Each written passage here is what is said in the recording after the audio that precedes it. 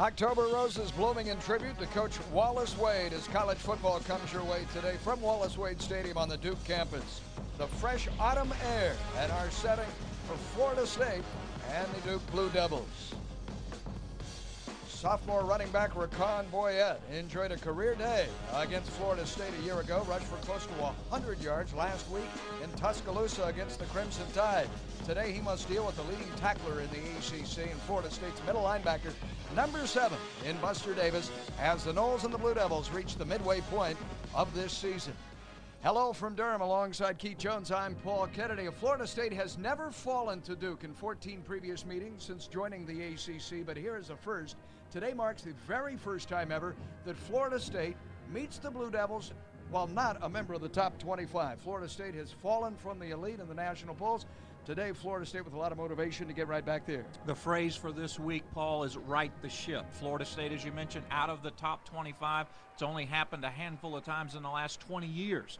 FSU is playing as much against itself today as it is against Duke. Florida State has got to work on execution. They've got to perform. This is a tune-up because they've got a huge contest coming along next week. Heavily favored against Duke, should win the ball game, but they got to look sharp doing it. Yeah, clearly there are reasons on the defensive side of the ball. Florida State's lineup hardly resembles the one that you saw on Miami on opening night. Mickey Andrews and defensive corps looking for a few good men. It is Duke playing fewer freshmen as we enter today's action than Florida State will have on the field.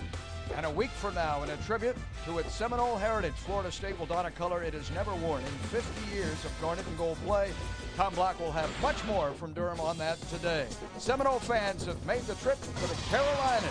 60 degrees, a spectacular afternoon for FSU and the Blue Devils. Our opening kickoff just ahead on Primetime Noles here on Sun Sports.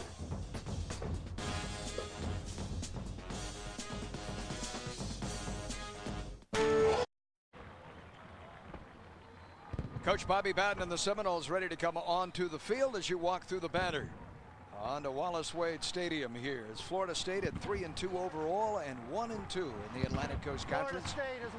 Ready for action. This is the first time Florida State has ever stood 1 win and 2 losses in the ACC as Duke arrives as well for our opening kickoff. There is Bobby Bowden, and today stalking what would be his 290th win as the head coach at Florida State, and of course overall the winningest coach in the history of college football. Today would be victory number 363. Those 2 losses, by the way, came when he was the head coach at West Virginia. There is 42-year-old Ted Roof, and a football player's football player in his days at Georgia Tech. What a middle linebacker he was, and now in his 3rd season as the head coach trying to turn this around.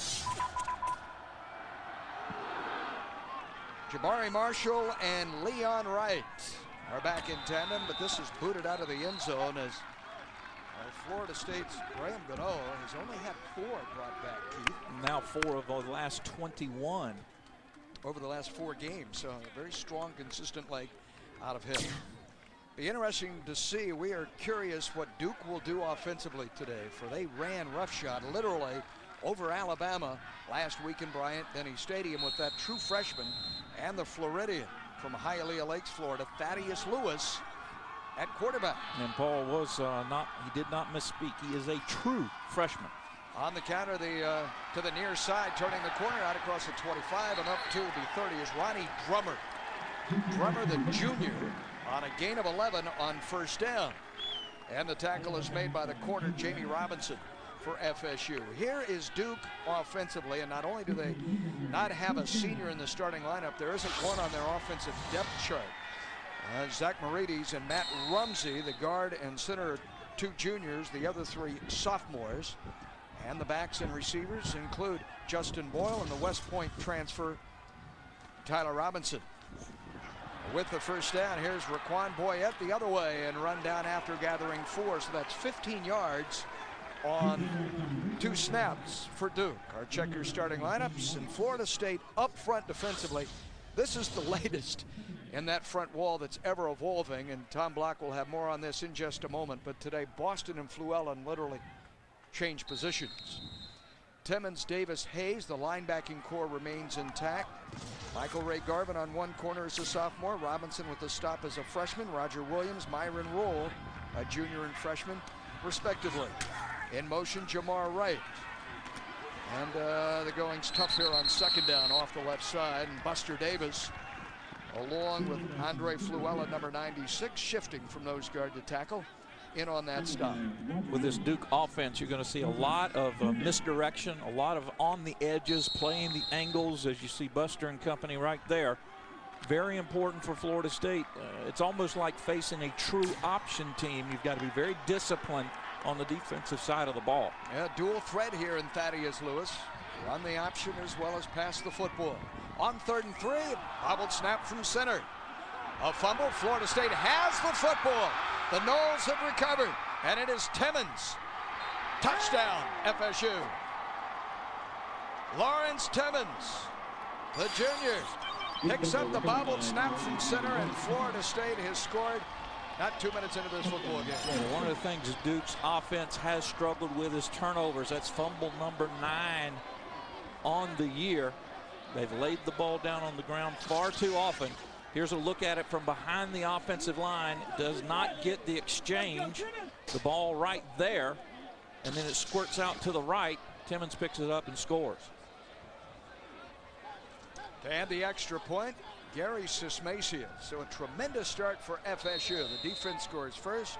Here's the junior from Bradenton to add the extra point, but whistles and play is stopped. And Ted Roof may be challenging this when you saw the fight for the football underneath, as if the ball had been fallen on by a Seminole while his knee was on the ground, and thus it should be down upfield at the 35-yard line rather than resulting in an FSU touchdown. Again, from the snap, the ball is up in this area, and then it squirts back out to the left-hand side, and right there he picks it up, does Timmons. So the question becomes, does the replay official feel like a Florida State player had it or a Duke player had it, and it should have been whistled down? Because clearly the ball came out. We'll get a better look at it here. Pay attention right there. He picks it up and away he goes. Another question, I guess, Paul, is was his knee on the ground when he reached down to pick it up? Was Timmons' knee on the ground when he picked it up? Certainly Lawrence Timmons knows what to do with the football when he scoops it up, rambling and taking off for the end zone. But again, in the eyes of the replay official today, right there's the ball. Right. And it doesn't appear to have been pounced on. You see the umpire was standing right there, Terrence Ramsey. Certainly not enough evidence to overrule the call on the play, I wouldn't think. Field, rather. Call on the field. We see the 11-yard gain, the 3-yard gain, some ball movement offensively for Ted Roof. And then on 3rd down, facing 3rd and 3, not only does he fumble his young freshman, and the exchange with center Matt Rumsey, but now the official and Scott McElwee will give us the call. He has it from upstairs. And they're going to play. Apparently, the call will stand. And again, the question becomes, did Timmons have his knee down when he picked the ball up? There's Timmons. Right. He's going to reach down right there. And is that knee on the ground right there? I don't believe it is. Our camera work today. Gary Nicholas is our producer. Bill Moore, our director. So a review on the 3rd play of the day. Rather the 4th, and now Sismacia to add the extra point. It's 7-0 Florida State. In week 6, a tremendous start for the defense and its problems. Lawrence Timmons, a 36-yard touchdown return, FSU by 7.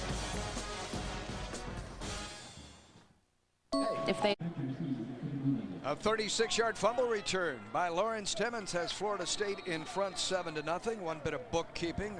Duke was charged with a timeout, and it's used its one and only challenge of the afternoon. This coach Ted Roof. Fumbled by Thaddeus Lewis from Miami Lakes High School, Hialeah Lakes, Florida. Results in a TD for the Noles. So a second kickoff now for Graham Gano. And this will be Jabari Marshall from his 5 and smacked down at the 21-yard line. Knocked down by Dakota Watson. A big hit there after return by 19. Tom Block, the third member of our telecast team. And Tom, we get into this discussion now about a rotation and so many changes up front for Florida State defensively. Well, you're right, Paul, and a nice start for FSU defensively today, and hello to you and KJ as well. But when you look at what Mickey Andrews has had to do, and Odell Hagen's up front today, this is the fourth different starting defensive line. 5-yard penalty. As the ref finishes up, if you look at it, 6 games, Florida State's had 4 different fronts up front. Andre Fluellen is actually back to his defensive tackle spot, with Boston now sliding to the guard. But as you look, I mean, go back to the start of the year. Paul Griffin was at nose. He, of course, got injured. Then you had DJ Norris, who went down a couple of games later. He was replaced by Everett Brown. And now Fluellen is flip-flopped in the middle. The story there, it's hard to find any kind of continuity when you don't have the guys A, and B, the guys you do have, you're switching all over the place, Paul. Absolutely. DJ Norris, who was the starter at Miami, has 1 tackle, 1 solid tackle, Tom, on the season. And that came in the Orange Bowl against Miami, but his shoulders are so banged up after repeated surgeries that he can't even practice. And if you can't practice, it's nearly impossible to play. Very much so, particularly for defensive units, those on the defensive side. Florida State flagged for the offside on the kickoff, so we'll reset at the 30 and do it all over again. So Graham Gano, a sophomore from Pensacola, whose first kickoff of the day to get this game underway. Ended up in the end zone. You see how effective he has been, and not only with distance, but with direction too. As he tries to angle it toward the pylon, the far side, away from either Marshall or right to the near side. And this one is a rather short, taken by an up man at the 35-yard line. This looks to be Aaron Fryer. And so a shorter field. And I'm not sure if that was by design or he just mishit it. You ever topped a golf ball before? When have I not topped a golf ball would be the better question. Higher roll, and that defense will be on the field now for FSU. For Duke, 0-5 on the year. And winless, of course, in 3 Atlantic Coast Conference games, playing out of the coastal side of the ACC. That offensive line played much more effectively against traditional SEC power Alabama last week. On first down, Ronnie Drummer will move around today, goes in motion, takes pitch here and gains about 8. They call him the devil back. And he'll play both tailback, line up in the slot, and go in motion. Well, we've seen him with 2 carries already here on Duke's first 2 possessions. His numbers coming in. 5'9", 185 pounds, junior, all the way from California, Salinas, California. Duke recruits on a national basis a number of Californians. Certainly are heavily into the Sunshine State. Lewis hailing from Hialeah Lakes. Georgia has been a great source of talent for the Blue Devils as well. On second down, a wall up front from that rebuilt defensive front, and that includes Everett Brown, number 99. Returning to his native state. He's from Statonsburg, North Carolina. The freshman left in. It's a loss of 1 on the play. That'll be his 4th tackle for a loss this season. Everett had somewhat 30, 32 relatives, friends, and acquaintances that were in Raleigh when FSU played at NC State. I'm sure he's got a like number here tonight, this afternoon rather. Move on down the road. They're playing in Raleigh today as well as in Chapel Hill. All 3 schools. The triangle in action today. On third down, Lewis tries to throw the quick hitch and does for a first down. Across midfield, he hooks up with Jamar Wright.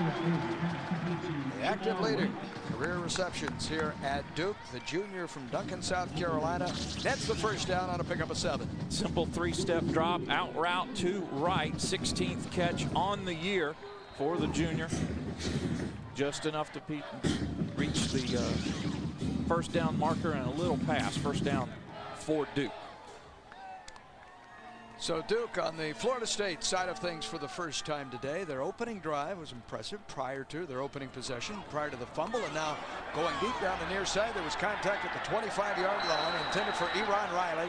No flag coming. Florida State's Jamie Robinson in coverage there with him stride for stride. Defensive coordinator Mickey Andrews made a point of praising this freshman Jamie Robinson and his secondary last week, even though they lost to NC State and gave up 3 touchdown passes. Well, the problem last week was what Coach Did you see the referee take a little tumble there? What Richard Wilburn, the back judge, went down. What Coach Andrews talks about finishing the play or completing the play. The younger kids were in position. They just did not finish the play by going after the football, and NC State had some great catches to go along with it. A high direct snap to Clifford Harris. Harris heads up. Was fortunate that didn't sail over his head out of the gun. A short pickup of 3 for the sophomore, Marrero, Louisiana.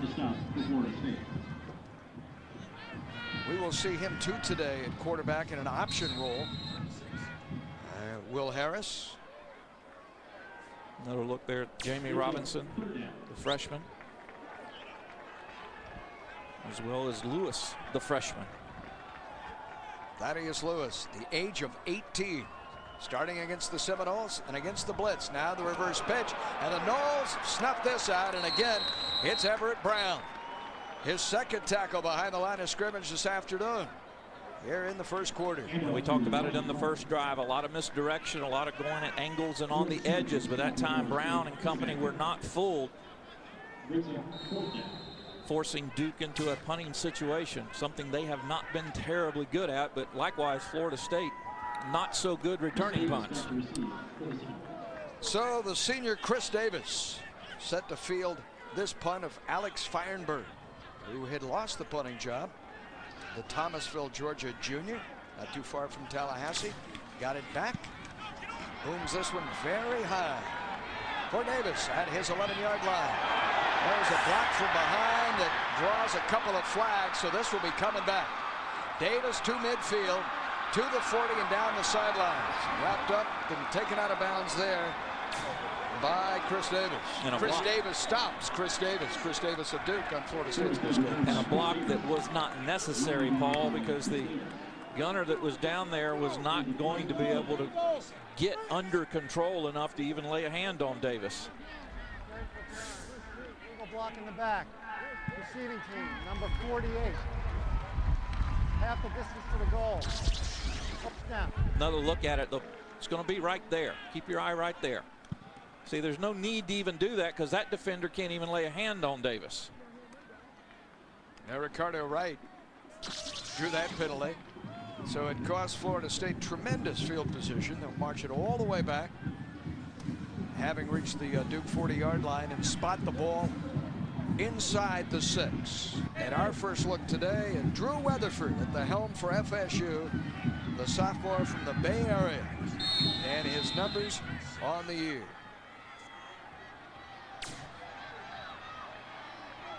Out of the gun behind center John Frady. Duke blitzes on first down, and Weatherford moving. A flag in behind a juggled and drop pass on the far side, incomplete, intended for Richard Goodman.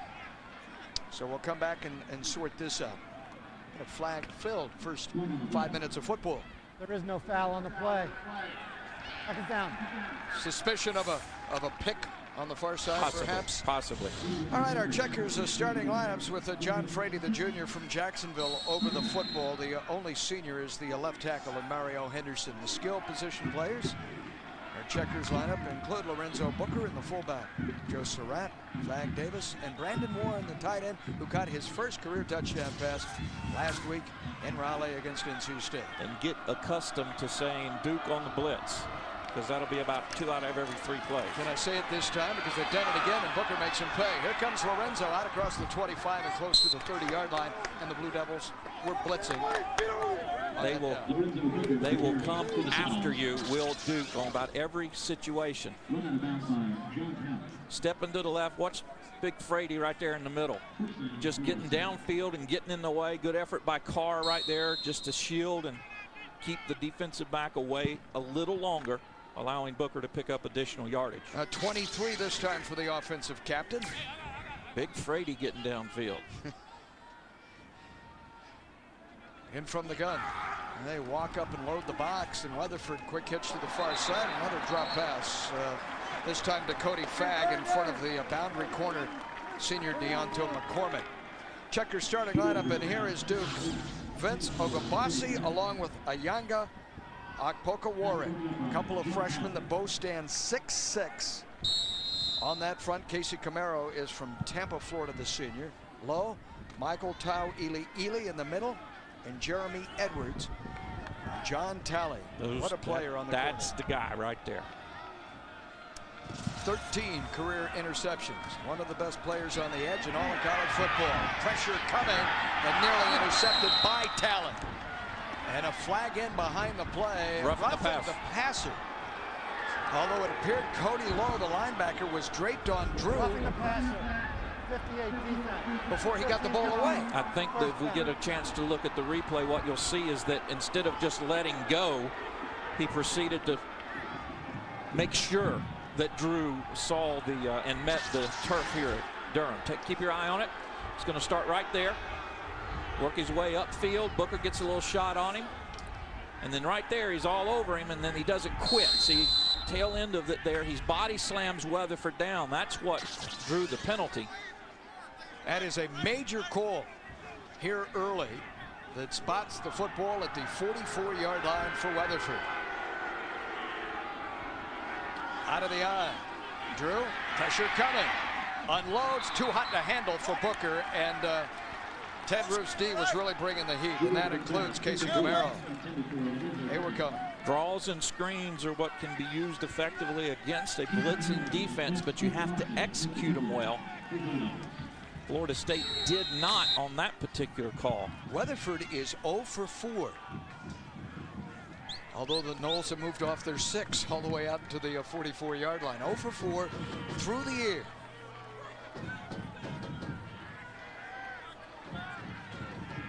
On second down. And again, count the white helmets that move into the box.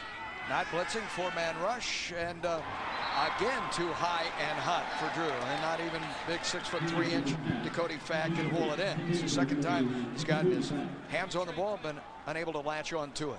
And to be fair and give credit to these Blue Devil defenders, a couple of times they have separated the receiver from a ball. Other times Weatherford's just not been on target, or the receiver's not been able to bring it in. There's a freshman, Lorenzo Wright. He is from St. Petersburg. Now the crowd stirs the Duke fans that are here today. This sun-splashed afternoon, 3rd and 10. Duke brings the house. Weatherford is going deep. He's looking for Carr, and Carr was running free at the 30-yard line, and Chris Davis, too, coming over the middle. Had 2 targets. Couldn't connect with Carr. Talley was somewhat close, and Florida State will boot it away. Well, that was miscommunication because Weatherford threw the ball as if Carr was going to run the takeoff route to the outside. Carr adjusted and altered his route back to the inside while the ball was in the air. Miscommunication results in an incompletion in Florida State with their first punt. So there is Leon Wright, the freshman from Northeast High School, where he played for Coach Jerry Austin in St. Petersburg. Graham Gano averaging better than 38 yards a punt on the air. Nicely done. Fair catch called for. The ball bounds at the 5 and then scoots on into the end zone. A nice kick of 56 yards. 3 shy of Gano's career high, one of his best efforts. All right, Keith, our keys to the game as presented by Chevrolet today as Florida State plays Duke. Well, first of all, offensively, Florida State's got to play against itself, and we've not seen some good execution so far here in the early going. Defensively, all the youngsters that are now seeing playing time has got to grow up in a hurry. For Duke, they need to shorten the ball game, Paul. They need the clock to run and run and run. And defensively, as you saw Florida State taking a shot there at the 3rd down, they've got to keep Duke everything in front and not let Florida State get some big plays offensively. Those are your Chevrolet keys to the game. This is a Duke program that on the year has had only 2 games in which its offense was not shut out. One was a ball game it appeared to have won week number 2 at Wake Forest against Jim Grobe's Demon Deacons when it fell 14-13. But a touchdown and a couple of field goals on the board. And then last week, led in the second half in Tuscaloosa before Alabama squeezed it out at the end and won 30-14. In fact, in the second half, there was a situation which Talley had picked off a pass. Duke had the ball deep in Alabama territory, missed a field goal that would have put them in front. And they lost all the momentum. You see that comparison right there. Last in the league is Duke on points scored. And don't let that, as you were alluding to, let that Alabama score fool you, because Alabama scored 14 points in the last 4 minutes, or that was a 16-14 ball game and final. Only point so far today. Linebacker Lawrence Timmons scoops up the fumbled center exchange, the snap to quarterback Thaddeus Lewis, and rambles 36 yards. Gary Sismacy attacked on the extra point.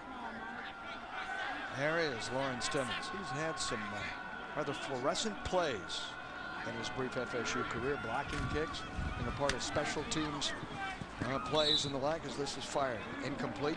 Intended for Jomar Wright. Where would Florida State be right now, sitting close to 500 at 3-2 without Timmons, Buster Davis, and Geno Hayes, the other linebacker today, who's battling a sprained knee and less than 100%. And I think Hayes is probably the guy that has made the consistent plays. You expect Buster Davis to do it. We've seen the huge plays, as you mentioned, the highlight reel plays that Timmons has made, but Hayes has been the steady one also.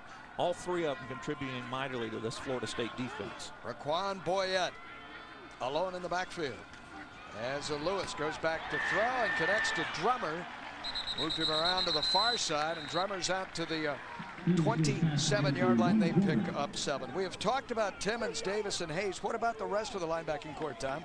Well, Paul, that's the million-dollar question when you consider the injuries to Nicholson and to Marcus Ball. Take a look at the backups that Florida State has now. Todrick Verdell, now this guy's moved from linebacker the start of the year to rover to linebacker, so doesn't have many reps at linebacker. Ricardo Wright was headed for a red shirt until Nicholson went down last game. And Dakota Watson, he spent the last 4 weeks practicing at defensive end. So what you have is a green group of athletes that really need a lot of reps, and there's not a lot of security behind that great starting trio.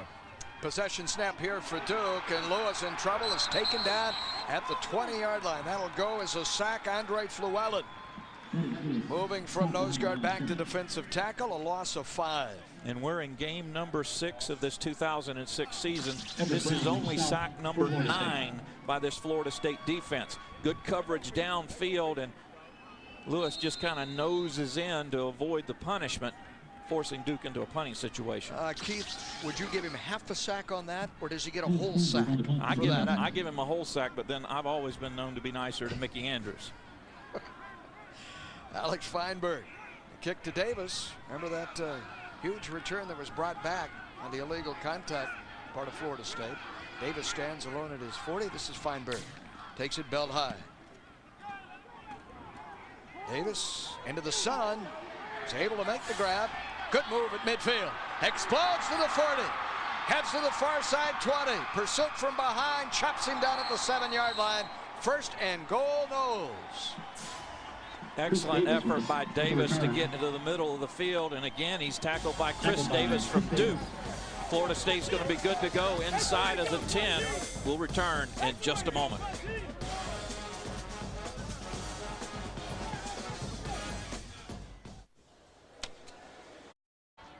First and goal, Seminoles following the 51-yard Chris Davis punt return. Toss sweep to the near side, and it's Anton inside the 10. Anton Smith to the 9-yard line, as we will see both Lorenzo Booker and Anton Smith, as you did a week ago, 10 days ago, in Raleigh. Their numbers on the year, the sophomore from Pahokee and the senior in Booker, are nearly identical on your number of carries, yards. That's Smith's 49th carry. We saw Booker with one, which made him his 50th. They both average 4.8 per rush, and they're both right around 230 yards of rushing yardage coming into the ball game. Noles spread the field on a second and goal. Actually lost yardage on the play. And Weatherford going to throw the fade to the near side. Jump ball on the near side. Broken up, intended for Dakota Fagg. Played perfectly by Leon Wright. Well, they looked over there, and McCormick, the 5th-year senior, was not lined up on Fagg. The freshman Wright was. This ball is not well thrown by Weatherford. And a very, very good effort by the freshman out of St. Pete and Wright. And Drew is 0 for 6. Doing some measure to Wright's play on the edge, but Drew is yet to complete a pass, and it's 3rd and goal. 0 for 6 for Weatherford. From the gun again. And Duke blitzes. Weatherford will try again. Throwing. There was contact prior to the catch, but that's a touchdown. Dakota Fagg Gets space, hauls it in. Touchdown Weatherford to Fag. And for Dakota, his first TD grab of the year. Much better throw by Drew that time. Completion number 1 out of 7 results in 6 points for FSU. Watch Fag, and you show me here, Keith, with a little push, the weight right there. And he gets just enough separation. And a good job by Weatherford to throw that ball to the outside shoulder, which allowed Fag to pivot away from the defender to make the catch. Weatherford teams with Fag for the first time. The Airsus Macia adds his second extra point. And midway through our opening quarter, Florida State leads by 2 TDs. First completed pass of the afternoon by quarterback Drew Weatherford, who finds Dakota. Stadium. The Noles up by 2 touchdowns. Dakota Fag has the very first TD grab of this, his junior year, and for Florida State, Keith, only its 7th touchdown pass of the season, and we are into week 6 for Bobby Bowden's offense. Well, blame Joe Surratt for that. He had all of them in the first 3 or 4 ball games. Receivers didn't have an opportunity. You're going to blame the ground game on scoring too often. Here's Graham Gano. And a kick to the twin tandem again of Jabari Marshall and Leon Wright. We've seen Wright in coverage. On special teams, the freshman getting a lot of work here in his first year of collegiate play. Had to. This is Marshall. Coming to the near side. Marshall out to the 25. A nice return. Close to the 30-yard line. And the Seminoles have a shaken player at the 31. Here's the touchdown strike again. Watch right here. One-on-one coverage, the kind of matchup that you want. Corner's going to keep Fag from taking the inside cut. And then Dakota gets a little bit of separation. Watch the ball to the outside shoulder, which allows him to turn away from the defender and make the catch. That's the way you draw it up. Reception number 18 on the young season for Dakota. And for Florida State, we had mentioned Geno Hayes earlier. And there he is, being attended to by Randy Orovitz, Dr. Tom Haney, and the medical team for Florida State. And injuries to anybody is bad. To a defender right now is really puts Florida State in desperate straits. And we saw Hayes being attended to last week at NC State. See him right there. Gets his nose in there, flips over, and then gets stretched. Immediately grabs that right knee. Corey Mangum landed on him awkwardly. Last week, fortunately, Hayes was able to leave the field under his own power and didn't return to the ball game. Now look at the backup linebacker situation that Tom had mentioned earlier, and Todrick Verdell, who had played linebacker at the outset of the year, went to Rover, dropped into the secondary, now returns. The red shirt is off Ricardo Wright and Dakota Watson. They thought he'd make a spectacular rush end. He has that natural spring and burst. But they're going to have to play and add to it as well all the other injured starters. You have the linebacker Marcus Ball, who was injured in the Rice game. Derek Nicholson went down a week ago against NC State, and Jay Thaxton has been troubled by concussions. Tom, it goes from bad to worse. Now, hopefully Hayes can return. It does go from bad to worse, Paul. And Anthony Kelly is another linebacker who was injured before the year that you can add to that list. But there was a lot of talk this week, even before obviously Geno went down right now, about Marcus Sims maybe moving back to linebacker. But Marcus dispelled that. The coaches did. He's going to stay at running back. Kevin Steele at one point even joked or kind of lobbied about moving Jamal Edwards to linebacker, but that wouldn't do a lot of good right now because Edwards is out with injury and remains at the running back spot. They have just been bitten by the injury bug, particularly at the linebacker position. Yeah, and Marcus Sims, the younger brother of Ernie Sims, who is playing so well right now in Detroit, starting on the inside, having left here a year earlier. Ernie could still be here and playing for Florida State, but Ernie doesn't necessarily want to move, does he? And Mickey Andrews was saying we'd like to have him on that side of the ball, but he has to be willing to do it. Yeah, Marcus, when he was recruited by Florida State, he wanted to play running back, even though he was a two-way guy at North Florida Christian and excelled as a linebacker. He came in, and the coaches promised him a chance to play running back. That's where he wants to play, and that's where he's stayed. So Mickey Andrews and Kevin Steele have had to look elsewhere to find replacements as the linebackers continue to get nicked. Well, here is Dakota Watson Was a linebacker, then a defensive end. Jody Allen had him, defensive ends coach. And now he's back into Kevin Allen's core. There's Kevin Allen bending at the knees there, along with Mickey Andrews, two of the finest minds, especially on the defensive side of the ball, in all of major college football. Hayes is out. Fresh set of downs for Duke, trailing by 2 touchdowns, and that is fired like a laser to the 35, up to the 40, 45-yard line. Buster Davis on this stop. The ball came out. Florida State says it belongs to the Seminoles. Mr. McElwee, the referee, says no, it's FSU's football. That's a gain of 15. Eron Riley, sophomore, nearly coughed it up. First down. Buster wants an explanation. He clearly thinks that that ball came loose. Well, the ruling on the field was he was down by contact. The ball did come out, but the ruling is after he was whistled down. Lewis showing the velocity of his arm.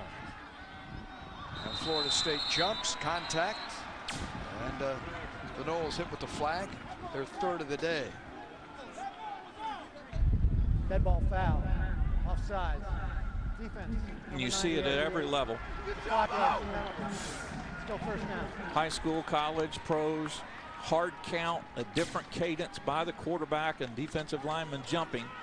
And everybody has said and responded the same old way. Shouldn't they be looking at the football? How can that happen? It happens at every level because the defenders are trying to get that little extra. Everett Brown with a good start today already with a pair of tackles for a loss. Andre Fluellen recording a sack, just the 9th of the season for FSU, and number 9 in Lewis with the hitch and the go route, and he badly overshoots Eron Riley on the near side. Riley had a step on this side. It's incomplete. Paul, Riley, Wright, and Chestnut, the 3 top wide receivers for Duke. 44 catches coming into the ball game, 12.3 yards per catch. A pretty competent little group there that Lewis needs to take better advantage of. You see his numbers updated on this, his 3rd possession. But they've got some capable wideouts. They just got to get the ball to him. He's only the 2nd freshman to start for Duke at quarterback in 22 years. Great penetration and nowhere for Clifford Harris to go. Part of that stable of running backs with Boyle, Harris, Boyette, Ronnie Drummer. There was nothing there and a loss of 2. Buster Davis filling the gap. Big senior. His goal, of course, is to average 10 tackles a game. Keith, can he do that? He's close to it right now. He's close to it now. He's got 9, I believe, per contest. What he needs to have is one of those breakout games where he gets 18 or 20 and get that average up there. As you mentioned, leads the ACC right now, but still below his self-proclaimed goal. Flabbergasting to believe a Nole has never led the Atlantic Coast Conference in stops. Florida State may have jumped early. That was in and out of the hands of one Blue Devil. Ends up in the grasp of another, and Ryan Wood, it appeared, or rather Brandon King. It's a gain of 12, and if the play stands, it's a first down for Duke. Offside. Defense. Number 7. That penalty is declined. First down. There was a linebacker offside. It was Davis. He was walked up. He was coming from the defensive left in position and just a little too big a hurry. First catch on the season by Brandon King, by the way. The first time he has touched the ball. Second unit fullback. A gain of 12. And on first down. Blitz coming again. Lewis, that offensive line, did a good job of buying him some time, and he arches this, and it's incomplete at the 9-yard line. Both Robinson and Riley looking back into the sun. Ball floated just a little bit on Lewis. Florida State's going to come with some pressure, and then they back out of it. Enough to get Lewis a little bit on the ground. Here's the tail end of it, and that could have very easily been called defensive pass interference. It was LaTroy Guyon, the defensive tackle for FSU, that came through with the late pressure. Here come the Noles again. They'll run the draw, and nowhere for Clifford Harris to go. Guyon Hit him in the backfield. Lawrence Timmons was there. They'll lose 4 more. With the rush for the Blue Devils. You do the math on Duke's ground game today. As many negative plays. Had 2 big gains early. But the way the Florida State's defensive front is coming, it's as if they're mauling that young Duke offensive line in the first quarter. Duke's offensive line coming into the 06 season, Paul, was the youngest offensive line in the country in terms of number of starts. When they lined up for their first game of the year, there were a combined 12 starts amongst the 5 offensive linemen. 6 out of 20 plays today for Duke have been for negative yards. About a third of them where that FSU has been getting after the Blue Devils. Number 9. 5-yard penalty. False start on the freshman quarterback in Lewis. Well, patience is a virtue if you are Ted Roof. But when you've only won 3 ACC games in 3 years, and you have mistakes like a freshman quarterback putting it on the ground, which results in Lawrence Timmons taking it the distance for a touchdown. Florida State's going to have to take a timeout because they're completely confused, and Mickey Andrews is the most unhappiest of people in Wallace Wade right now. Mickey Andrews came about 10 yards onto the field and is joined by the Seminole defense around him. Michael Ray Garvin was the first Knoll to arrive the corner. I don't know if it's ever a good idea to be the first Knoll that arrives at a Mickey Andrews huddle when he's upset. And Odell Hagens, the defensive line coach, hops in the middle of that huddle. Our Geico quote today for FSU in this matchup with Duke. And here's what wide receiver Greg Carr, the sophomore, has to say. In terms of the ACC picture, we know that our chances are still good despite losses to NC State and Clemson. We just have to go out and play Florida State football, and everything else will work itself out. Well, I think I'd put a period about right there. Yeah. I'm not sure that last line is going to come to fruition. There's just too many things that have to take place outside of Florida State's control if FSU expects to be in Jacksonville. You've already fallen to the top 2 teams as mentioned, and next week, did you get a load of Boston College coach Tom O'Brien Thursday night against Virginia Tech? That might be the scariest team in the country right this second. Florida State will have new threads for that game, and but it's still the same players wearing them. Is there?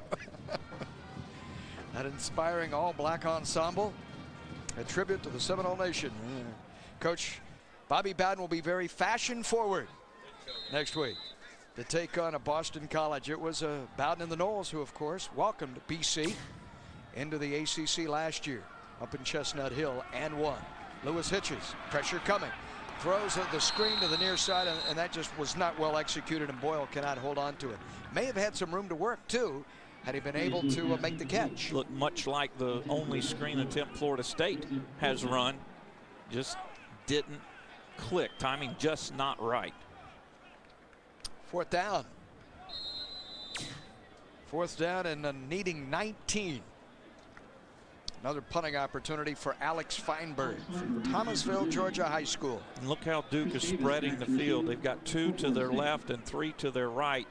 Only 5 people in the interior part of the line. See, now 2 up there, 2 down here. So their gunners are in tandem, and they go in motion, adjust their coverage here. Too much time.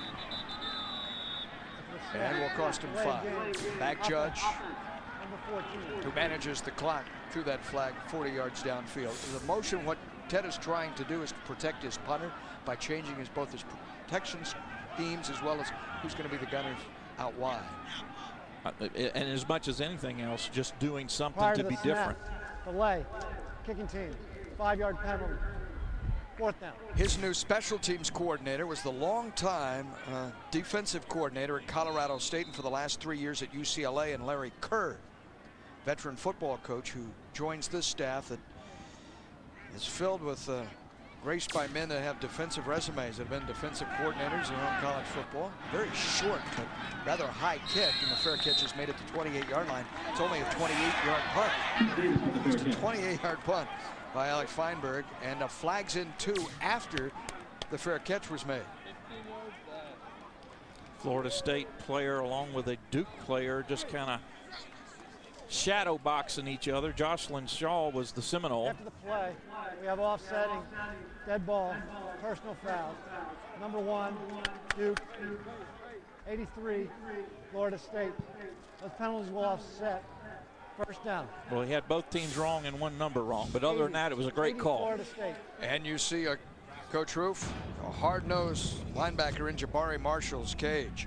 A select number of tickets still available for Florida State home football games, and that includes Boston College, that historic meeting next Saturday night or Saturday afternoon in Doak. The team honoring the Seminole tribe by wearing all black uniforms for the very first time in history and unveiling a new statue. Go online and get your tickets right now. Pick up the phone and call the number that you see on your screen. Florida State. That's their second charge timeout. And now FSU can't get lined up offensively in a change of possession. So moments ago they used a timeout. The defense was on the field, and now Drew Weatherford has to burn a second one, leaving the Noles only one. We have 2:18 to go in the opening quarter, and of course an entire period number 2 to play. And Bobby Bowden, as he heads down the sideline, he's a little worked up himself. Joins Drew. And he should be. There's simply no excuse for not being able to get lined up in a change of possession. So Coach Bowden, when he greeted the Booster Club on Monday, he received a standing ovation despite the fact that he had just fallen at NC State. And as the crowd rises in applause, ever the wit, Bowden goes to the microphone and says, come on, you don't mean that, do you? You don't mean the standing ovation. So it's gone, instead of talk of championship rings, to wearing mood rings right now for Florida State, Keith. And Can he remain positive? And they're blue. Isn't blue the down color? They certainly are. But this is unlike anything that he has faced in his 31 years at Florida State. First 2 Florida State possessions that resulted, one in a punt, one in a touchdown. Started on their own 6, started on Duke's 8. Himika Atkins in its center. And the give on the end around is to Jocelyn Shaw. Shaw able to turn the edge, belted out of bounds, upfield at the 36-yard line. Shaw, the junior from Plant City, Jocelyn Shaw on the carry gains for Florida 8 State. on the end around. Showing some pretty good speed was Shaw. He's been battling an ankle problem. Did not appear to be negatively affected on that run. We've seen Duke with a couple of reverses. Florida State, one of their own. Only the 5th time all season Florida State has put the football in the hands of Jocelyn Shaw. Now on 2nd down and short, Weatherford appears to check off. Audible at the line of scrimmage. Duke with a 4-man rush. Drew a 3-step drop, and he has Greg Carr. Carr tight ropes the sidelines. Greg Carr across midfield. Well done after the catch, and that nets 18 yards for the sophomore. Certainly Greg Carr, not known as a speedster, Paul, but he is so deceptive in his quickness and his stride. He gets right around a first-team All-ACC player in John Talley, someone who's expected to be maybe a first-round, early second-round pick at the next level. And he's just so deceptive because of his length and his stride. Doesn't appear to be moving as fast as he is, but he eats up ground in a hurry. Actually a gain of 16. Weatherford off play action, throws, and this time it's Fagg, who has the touchdown reception earlier. And here his second grab. This one is good for 18. So Florida State has moved the football 34 yards in 2 plays. And whatever adjustments Weatherford needed to make on his gyroscope, he's dialed in pretty good. He's been on target the last 4, 5, 6 deliveries. Yeah, he missed his first 6. And now 3 in a row, including a pair to Dakota Fagg. All 3 in succession. So Duke again appears as if it will gamble, walks up defenders. Linebacker Michael Tauiliili. Weatherford. Man coverage on the far side. You better be strong-armed and very accurate if you're working out that way. And it is caught out on the far side by Robert Halbach for the first time. But that's a dangerous throw to make across the field. Very much so, particularly from one hash to the far sideline. Right in front of Talley. They are not intimidated or staying away from Talley today, are they? Not at all. And with 13 career interceptions, I would be, if I'm Robert Halbach in the receiving corps, I want to know where 11 is. 5 different receivers have touched the football in the first quarter, but Florida State, with all the personnel moving in and out, has now used its final timeout of the first half, and we still have 1:16 to go in the opening quarter. So the communication is not as efficient as they want it to be coming upstairs and through the tight end coach, John Lilly, and it's not necessarily his fault. The man in the tan hat right there and headgear, or headset. And Billy Sexton, the running backs coach, behind him. Oh, we have a moment. Basketball started last night, Keith. Dribble. Basketball, including Cameron Indoor Stadium. Mike Krzyzewski's team practicing last night and this morning. FSU basketball. Season tickets now on sale. Leonard Hamilton's Knowles have exciting home games against NCAA champion Florida, Georgia Tech, Boston College, and many more. Log on to the web or call the number that you see. For men's hoops, both the men and the women, Sue Semrau's club as well, getting underway last night. Mike Krzyzewski and Duke ranked #1 in the preseason poll. They were on the practice court last night and again today. Right across the plaza, Cameron Indoor Stadium. And that's the key, because it was built so long ago they were calling them stadiums. It's not a civic center. It's not a coliseum. It's Cameron Indoor Stadium.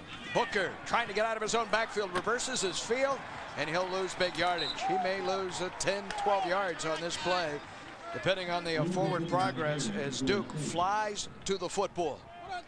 Cody Lowe gets there first, the senior linebacker. A Duke defense, Paul, that coming into the ballgame 25th in the country, very respectable against the rush, 44th overall. You mentioned Ted Roof and many of the assistants come from a defensive mindset, and this is a pretty good little defensive unit for Duke. Duke's defense allows only 3 yards on average per rushing attempt. That time they cost Florida State 10. A loss of 10, so Weatherford goes upstairs looking for Carr. Jump ball, touchdown FSU. Greg Carr. It just looks too easy. Over Talley, took it away from him. When you stand 6 feet 6 inches tall, he plucked it out of the sky, had half a foot on Talley, and the Noles have scored their 3rd touchdown of the opening quarter. Well, we talked about basketball. Now you're going to see an example of it. Watch him go up. Carr catches the ball at the highest point. Talley, the all-ACC defensive back. Great effort, great position, but you cannot defense height. Drew Weatherford, I think you said that right. Height.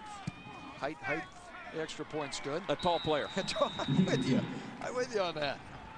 Drew Weatherford has thrown 2 touchdown strikes, one to Dakota Fagg, the other to Greg Carr. For Greg, his 4th of the year, his 13th of his career. Weatherford, after a very cold start on this brisk day, has Florida State up now 21-0 following the Sismacia extra point. 5 consecutive completions by Drew Weatherford after missing on his first 6. And you look at the scoreboard, you look at the clock, 23 seconds, as you mentioned, left here in the first. Up 21-0, you got to say, hey, Florida State, good. This has been a poor offensive performance so far, Paul. Remember, 1 touchdown came off the Timmons return. The other one came from 8 yards out. This is really the only drive that Florida State has had, and they had to take 2 timeouts during the drive. So you can't look at that 21-0 and say everything is satisfactory. There's still work ahead for this offensive unit. And Tom, the touchdown there comes against, and Keith pointed this out, one of the very best defensive backs in college football, in John Talley. Yeah, you're right, Paul. And, you know, he's 5'11". He's got to be a little frustrated because I remember last year when we were here, Greg Carr did the same thing to Talley, but he's actually second among all active players in college football with 13 career interceptions. He's second all time at Duke in career INTs and career INT yards. I mean, he's one of the premier corners in the ACC that Carr just beats right there because of the height. Or height, or just being tall, as KJ put it. But the last 4 INTs for Talley have come against Alabama, Virginia Tech, FSU, and Georgia Tech. So, I mean, he is a premier corner that doesn't like seeing Greg Carr in Florida State. The preseason All-American now with words of encouragement from his head coach, who has played the game. What's he saying to him? He's telling him to forget it. You've got to let that go. Next time you're in a situation like that, because you're shorter, you've got to play position more and just encourage him. Another kickoff for Gano. Jabari Marshall will take it on a knee. Duke will begin at its 20-yard line. You hear it often among corners and defensive backs. You better have a very short memory because you can't let what happened there affect the next 3 quarters of football that you still have to play. You learn from that which you can learn from, but the fact that it happened has to be completely forgotten. So Florida State, with encouragement from Kevin Steele, coming onto the field, having never fallen to Duke University. In fact, only once in 14 previous meetings have the Noles failed to score less than 40 points. They're more than halfway to that number, and we've only played 15 minutes of football. Through 1 quarter, Florida State in a commanding position in a game it has to win here at the midway point of the season. Midterm examinations, and right now, mostly A's for FSU. Defensively, offensively, they've gotten after Duke and lead by 3 scores. Our second quarter just ahead on Primetime Noles. Light. Atlantic Coast Conference football, the Noles shifting around as we shift into the second quarter here. Paul Kennedy, Keith Jones, Tom Block, 21-0 Seminoles. And on the draw, Justin Boyle will find no daylight on the left side on this sunny day. Darrell Burston in there for the first time, the senior end, along with Andre Fluellen. We talked about Everett Brown and Alex Boston, Andre Fluellen. How about Florida State's number 92? Well, he didn't come into the year with all of the hype that some Florida State defensive ends may have over the last 4 or 5 years, but Burston, a very, very steady, hard-working ball player. Needs candidly to be just a little bit bigger, comes in about 245, 250, but he is a hard-working lunch pail type of guy. Incomplete to the far side, intended for Eron Riley. Back to Burston for a moment. Now that stop on Justin Boyle for a loss on the play was only the second tackle for a loss that Burston has recorded in this his final season for Florida State, so it was a significant moment for him. Not big numbers, not outlandish numbers, but as I mentioned, a very, very steady ball player. Kind of kid you got to have some of those on your squad because you know you can always count on them. They will do the right thing. Nefi Moffitt checks in. You see Burston is out. Moffitt, 3-point stance, bottom of your screen, number 59. Come the Noles. 3-man rush, covering 8 against Lewis, who throws down the middle of the field, and it's incomplete. He threw it into traffic, dialing the number of Jomar Wright. Now, Roger Williams may have gotten a hand on that. And the punting unit back on the field. Well, this is a ball that should have been picked off. Darius McClure right there. He should intercept this pass. Need I say more? No. McClure does not have an interception on the year. Florida State with only 5 all season. And Chris Davis ready to field what is the 4th punt by Alex Feinberg. Noles have had 2 big returns, including a 51-yarder by Davis that set up the Noles' second score. Davis once more starts left, goes back right, and Jabari Marshall, superb in coverage there, took him down for a loss of 3. The sophomore from Atlanta. Brought down by Jabari Marshall. He came flying down, and the Noles will begin from the 46-yard line. Lawrence Timmons, the 36-yard fumble return for a score, and Weatherford on target twice. Once from 8 yards out to Cody Fagg, and 33 yards to Greg Carr. And now he'll give way to Xavier Lee for the first time this afternoon. The sophomore from Daytona gets his first action. And throwing the screen to the near side to Antone for a very short gain, if any, on the swing to the near side. But You know, Paul, Xavier has a completion. Coaches have different philosophies. I don't like running the screen to the short side of the field, but some coaches believe that that is the most effective area of the field to use the screen in. That time, Antone just ran out of enough space to get around the defender. And some would say a pass like that requires a bit of finesse, a bit of warming up to complete and time just right. The very first snap. Here's Xavier checking off. He did gain a yard and a half on the play, the completion to Antone. So he's going back the other way, and there goes Talon. That right there is John Talon. And Duke's back in this game. And for everybody that wants to see Xavier Lee be the starting quarterback at Florida State, there's the exact reason why he's not. Now there is a flag that rests all the way upfield at the 32-yard line. So let's wait for a moment. But that would be for Talley. His 14th career interception, and it will stand. One of the greats in the college game. And he took Coach Roof's words to heart. Bounces back, and so too Duke. A 50-yard interception return. And that's the sign of a quality football player. During the return of the interception, personal foul, offense. Offense. That 15-yard penalty will be administered on the succeeding kickoff. The touchdown's good. Which means that Duke will be kicking off from the midfield strike. So Talley, only Eric Weddle of Utah has more career interceptions among active players than Talley. You picked on him once too often, and certainly asking Xavier Lee to come up. Blocked, and Florida State can scoop this up and go. And here they do go. Florida State off to the races, and this will be two more. For the nose, Patrick Robinson. No one will catch him. And Florida State, for the second time this season. Remember Tony Carter earlier in the year, scoring against Clemson. Do it here again. We're told there's a flag on the field, but I don't see it. Oh, back up field at the Florida State 43. The blocked punt, block in the back, defense. The penalty is automatically declined. The try is no good. Off come those 2 points off the scoreboard. Patrick Robinson, the freshman from Miami. Scooped up the block, pressure coming from inside, and was gone. And let's see who got the block, the interior. Somebody came through just wide open, standing up. It's Timmons. What a game Timmons is having today. And why in the world is anybody blocking anybody?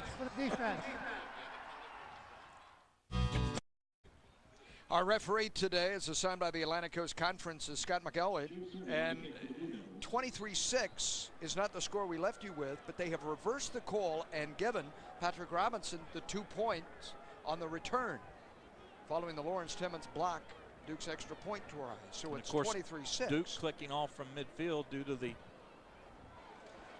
prior 15-yard penalty that was charged to Florida State. But if that penalty is charged to Florida State, the 2-point conversion. This is just a bad pass by Xavier Lee. You've got to know where that corner is, and if you see him get that kind of break, just sail that ball over everyone's head. And watch, right up the middle comes Timmons. I mean, it's like he's just standing back there. Robinson picks it up, and away we go. And depending upon how one is listening to the officials, something happened and then it didn't happen, and Florida State still got 2 points. Yeah, maybe Tom, when we get a moment, we'll be able to find out from this crew. As assigned by Tommy Hunt, the league office is not all that far away. Tom, did not Mr. McElwee say that the conversion would come off the board and that the contact was on Florida State initially before? Initially, that's what he said, Paul, but he just made the wrong call. He assumed it was on Florida State, but what happened is a Duke defender ran up the back of one of the Florida State trailing offenders at that point, if you will. So the penalty from the start was on Duke for a block in the back. He just called it wrong. So they didn't have to go to review. He just got corrected by his other officials, and they gave FSU the 2 points. So I'll take back my frustration and exasperation of why someone was blocking.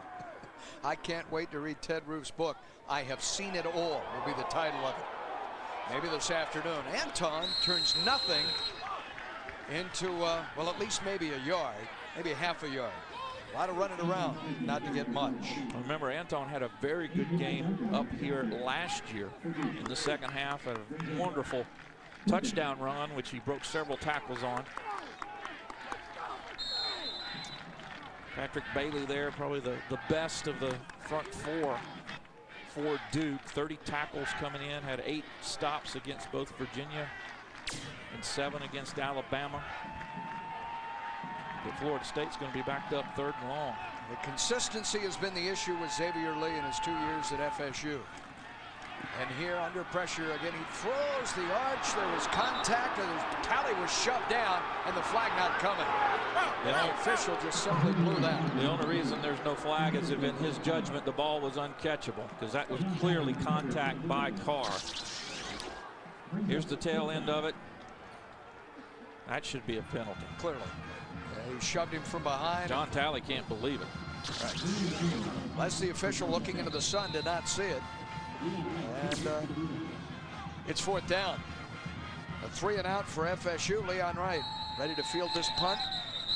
Gano goes ahead and kicks it anyway, even though the play is halted. Florida State can't even get a punt squad 5-yard penalty. lined up. 4th down.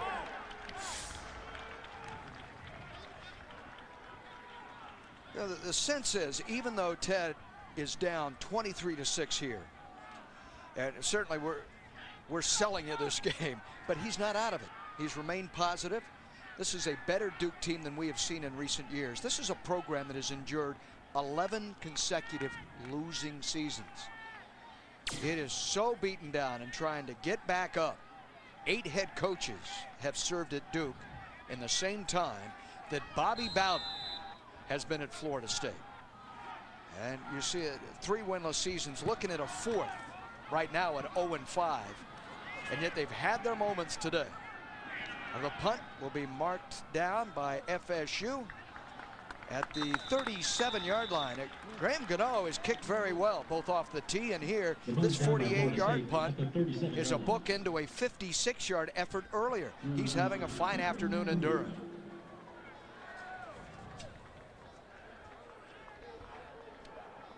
And he hadn't broke a sweat yet. Bobby Bowden began bicentennial year of 1976 when Gerald Ford was in the White House and Ted Roof was a wee lad. And since that, well, Ted becomes the 8th head coach. You've had Sloan and Spurrier. Fred Goldsmith took him to a bowl. Remember the Hall of Fame bowl? Did Fred in Tampa? Sideline warning. Duke, the first sideline warning of the game. No penalty. That was about 1994 against Wisconsin. Last bowl appearance. And Carl Franks followed. Carl Franks, by the way, is an assistant at the University of South Florida. They're playing in Chapel Hill today out of the Big East. Snap number 24 for Duke offensively. 7 incomplete passes, 7 for a loss. Make that 8. Make that 8. Yeah, here, use my pen on that and make it 8. Nowhere to go for Duke's running back Justin Boyle, the junior from Ackworth, Georgia. This is his 3rd year as a starter. Last year, you may recall that Justin Boyle scored not 1 but 2 touchdowns against Florida State in Doak. They call the running back core the stable. They rotate him freely. Boyle, Harris, Boyette, and a bit of Ronnie Drummer. Following the laws, here comes Drummer in motion. Lewis play action, being chased by Nefi Moffitt. It's Hiddles who releases, and Drummer should have made the catch at the 48 and did not. And a flag comes down, and we'll have roughing the passer. And it looks to be Dakota Watson that roughed Thaddeus Lewis. He unloaded on him as Lewis threw the pass. Roughing the passer. Defense, number 36. Helmet to helmet contact. 15 yards. 1st down. Lewis is staggered, Keith, getting back up. He is shaken a little. We're not sure if it was Watson. We'll get a look at it here.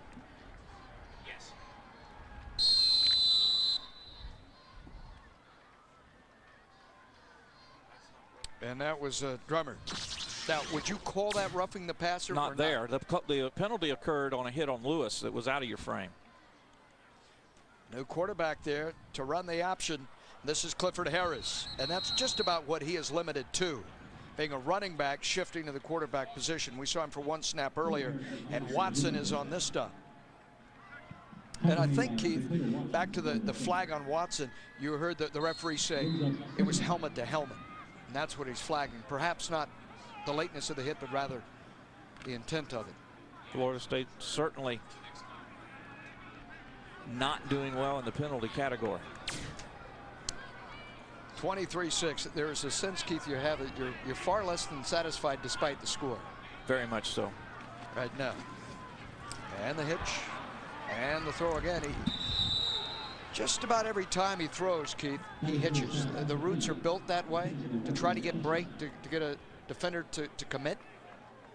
Either that or he's just not sure where he's going with the football, which could be the case, particularly with a quarterback that young. On the offensive side of things for Coach Ted Roof is Bill O'Brien, his offensive coordinator. Was at Georgia Tech with Roof, George O'Leary's staff. In fact, he had George Godsey, who led the ACC in passing back in 2001 when Coach O'Brien was there for Georgia Tech. Offensive staff knows what they're doing. George O'Leary. On the slant. Caught. First down. Yards earned after the catch. Across the 40, down to the 36 by Ronnie Drummer. A 17-yard completion. Well, we saw them go to Drummer early in the ball game. They're now going to come back to him via the air. Eludes a tackler right there and just keeps working and grinding. And as we like to say, picking up those yaks yards after the catch results in a Duke first down. Longest completion of the afternoon for Duke. And it came after 5 successive incomplete passes fired by Lewis. So you run around Drummer to get him into space. And separation from defenses. Try to find some open field. Illegal shift. Offense. Player not set while the ball is snapped. 5-yard penalty. Still second down. 2 steps forward, 1 step back, or is it 1 step forward, 2 steps back? I think it's 3 sideways and then a twirl.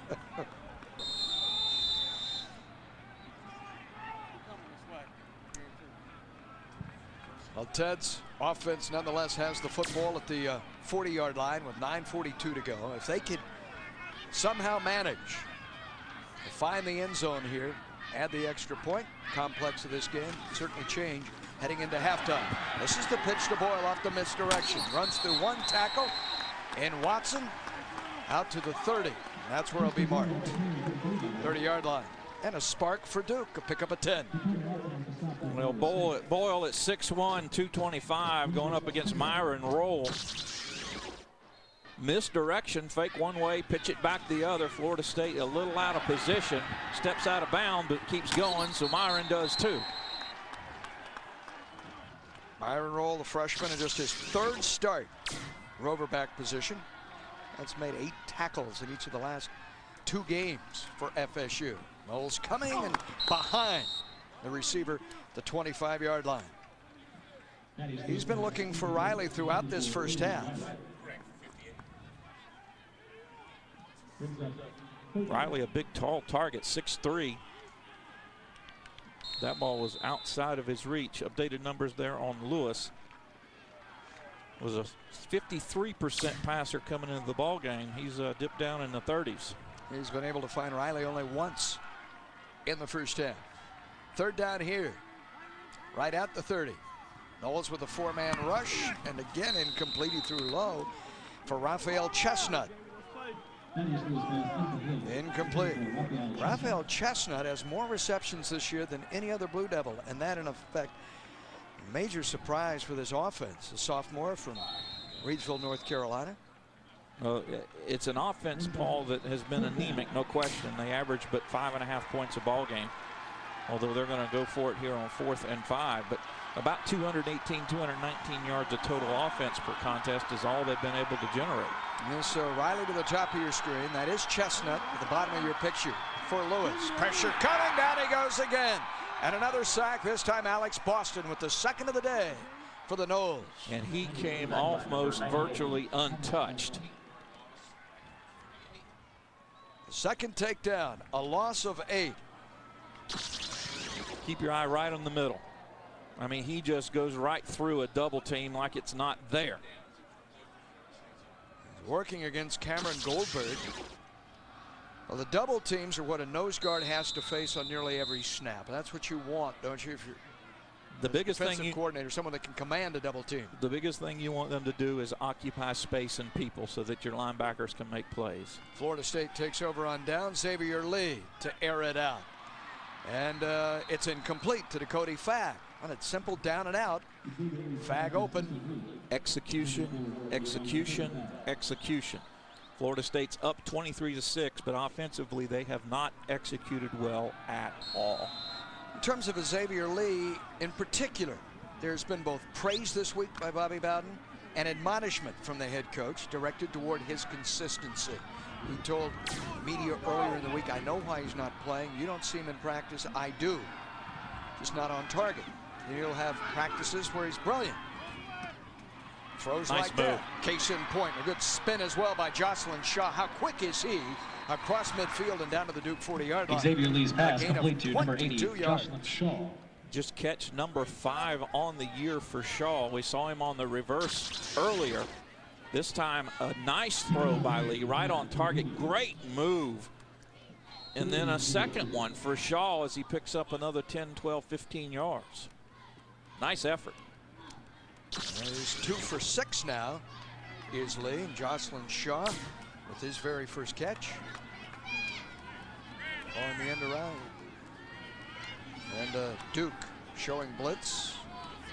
Greg Akinbiyi was coming. Under pressure again, throwing, and another interception for Talley. Talley has his second pick of Lee, and back he comes across the 30 to the 40 to midfield and into Florida State territory. A 50-yard return earlier, 33 this time for Talley. Can one man single-handedly bring a team back? What a football player is John Talley. And remember, all this comes after him being almost embarrassed by the touchdown pass of Greg Carr. Watch him. He sinks his hips back to Davis, which allows him to maintain close contact, and then he turns his head back around and finds the ball. Finding the ball and finishing the play. That's what Coach Andrews was talking about with the young kids last week that they didn't do. Talley demonstrates for Coach Andrews and his staff, as well as the kids, exactly how it should be done. Drummer put it on the ground. The end around, the bad exchange from Boyle to Drummer, and it belongs to Florida State. The Noles take it right back. Eli Charles. How's that for going down in the depth chart? Freshman out of Green Cove Springs. This is just, as you mentioned, a bad exchange. Inside handoff there. Then they try to exchange right here. Ball. Somebody forgot the pumpkin. And Charles right there to pick it up. For Duke, it's second turnover. See, so I saw his eyes get big. I hopped right on it. Well, despite the 2 interceptions today, along with 2 completions, Lee remains the quarterback, and this is Lorenzo Booker. Lorenzo Booker, who became the 11th running back in the history Lorenzo of Booker on the FSU carry for football Florida to State. surge past 2,000 career rushing yards. Did so last week. Jeremy Edwards. The setback against NC State. That's a distinguished group of talent. There's 10 or 11 men that have rushed for 2,000 in a Seminole uniform. If he gets his fair share of carries and yardage, he could end up number 6, number 5 on that list. From the gun, Lee to the far side. Again, it's Dakota Fagg. Leon Wright. Xavier Lee's pass complete to Dakota Fagg. Take a look at his numbers, and he had 162 yards of total offense, Keith, against the Wolfpack. But here you go. He can be in this category right here very easily if he just gets his touches. 17 yards today on the ground, so those are up to the minute. Closing in on, as you saw, Leon Washington, who has really been a surprise in New York. This is Davis. On the pitch to him, the reverse. Davis for a first down, 20. It's almost like Peter Warwick, the way he's weaving to the 18-yard line. Nice block by Lee to let him get around the corner. Michael Tau'ili on the gallop of 15. Keep your eye on number 9. He's going to go out of frame and then come back right there. Nice block by X. Allows Davis to continue on, and a nice move here by Chris. On Chris. And finally brought down 4 or 5 yards later. You know, razzle-dazzle football in Wallace Wade Stadium. Aren't those are fun moments, are they? The players love running those. And there's Booker to the 10-yard line, down to the 9. And a 1.5 yards shy of a first down for Lorenzo Booker. Much better offensive series this time for Florida State. Lee much better in his delivery, his command of the offense. They've stayed on the ground a little bit. And of course, this is what X needs, Paul. He's just got to have time and reps. You earn those in practice. If you don't perform in practice, you're not going to get them in the game. Once you get into the game, you got to take advantage of it. So the Noles inside the 10, hunting what would be their 4th touchdown of the first half. 3 by the offense. Lawrence Timmons opened the scoring. The fumble return. Play clock. And there are only 10 people on the field, aren't there? Away. Offense. Number 9. 5-yard penalty. It's 2nd down. I'm counting with you right now to see if there are 10 out there. There were 11. X thought there were 10. He was looking for a wide receiver to his right, and it was a tight end. High formation. Yep. High formation, 2 tight ends, 1 wide, and Lee was expecting another wide out to the right. Well, and Lee, although he here is now in his sophomore year, not all the experience in the world. What do you do if you're the quarterback out in that situation? How do you adjust? Did you see the tight end aligned improperly or aligned in the wrong place? Well, normally you call a timeout, but those have already been blown. They've blown through 3 of those. Booker looks to go outside, and now that mistake by the tight end being out of alignment is followed by Patrick Bailey dropping Booker for a loss of 4. So it has implications, and it sets up 3rd and very long. A lot of change of packages offensively. You see Tally Ely right there. Ely, known as Michael Brown last year. Patrick Bailey, we've already talked about him, his numbers. You know, season-ending foot injury last year in Doak. Throwing Lee. Back of the end zone, and that's picked up. Leon Wright, touchback. That'll erase the chance Florida State may have had for a field goal try. Leon Wright, the freshman from Florida, with the pick, the 3rd interception of Xavier Lee today. And for the Noles, their 3rd turnover.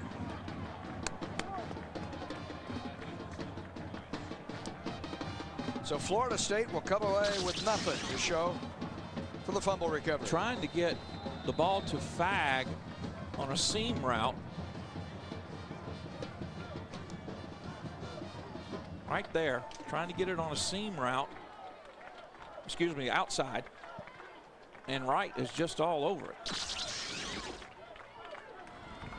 Lewis, this time, able to connect with Raphael Chestnut.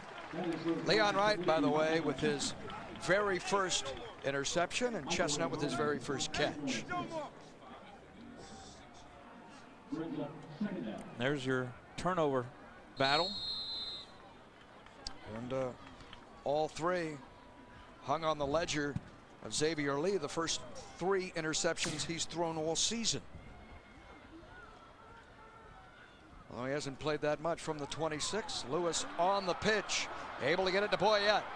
Boyette close to the first down marker. This is the Quan Boyette that collected 123 yards rushing in Tallahassee last autumn, including 78 on 1 carry. 1 run for a touchdown. 1 run. There you go. So if you think that he's going to be intimidated, much less not play with a world of confidence against the Garnet and Gold, he's been awaiting this day, and unfortunately, that's Geno Hayes that was shaken up earlier. Headed to the dressing room. A worst possible scenario for Florida State on that side of the line of scrimmage. They'll trap inside, and Harris is tripped up a yard shy of the first down. Tom Block on the sidelines. Do you have an update on Geno? The only update is that I've been told that he's not going to return today. It's obviously his right knee. I don't know that they know the severity of it yet, but based on the fact that he's getting carted off early, it's not a good sign, but he won't return today, Paul. All right, Tommy. Thanks. And just like Florida State drove down the field on their last possession before the interception, Duke matching that with a nice little drive started here on their own. Jamar Wright, motion to the far side. And again, there's a daylight here in the first down for Justin Boyle. Mike Shula, the head coach at Alabama, said this very young Duke offensive line a week ago in Bryant-Denny Stadium knocked his defensive front back. Well, it's a huge offensive line. They go about 6'5", 6'6", about 290, 295. As you see a Bud Thacker, freshman tackle, come off. But that defensive front being pushed back and opened up by Duke's offensive line. Maybe a yard as Buster holds on, or rather, not Buster inside, but Ricardo Wright, freshman, inside, and a flag thrown by the referee in the backfield. Personal foul. Defense, number 7. Unnecessary roughness against the quarterback. 15 yards, first down. And an illegal blow to the helmet on Lewis, and now Davis is hit with this 15-yard step off. And that will march the football to the 42-yard line. And Buster is not happy with that call. Florida State has been penalized 9 times for 86 yards in the first half. 9 times. Wow. Turned the ball over 3 times on interception. 1 taken to the house. And yet leads 23-6. Lewis, can he put one more score on the board? He throws the slant back to the 36-yard line. Surrendering yardage was Drummer. And Davis on this tackle. Remember, Duke does have 2 timeouts remaining. We've got a minute 25, minute 24 on a running clock. They've got a pair remaining. Correct, 2.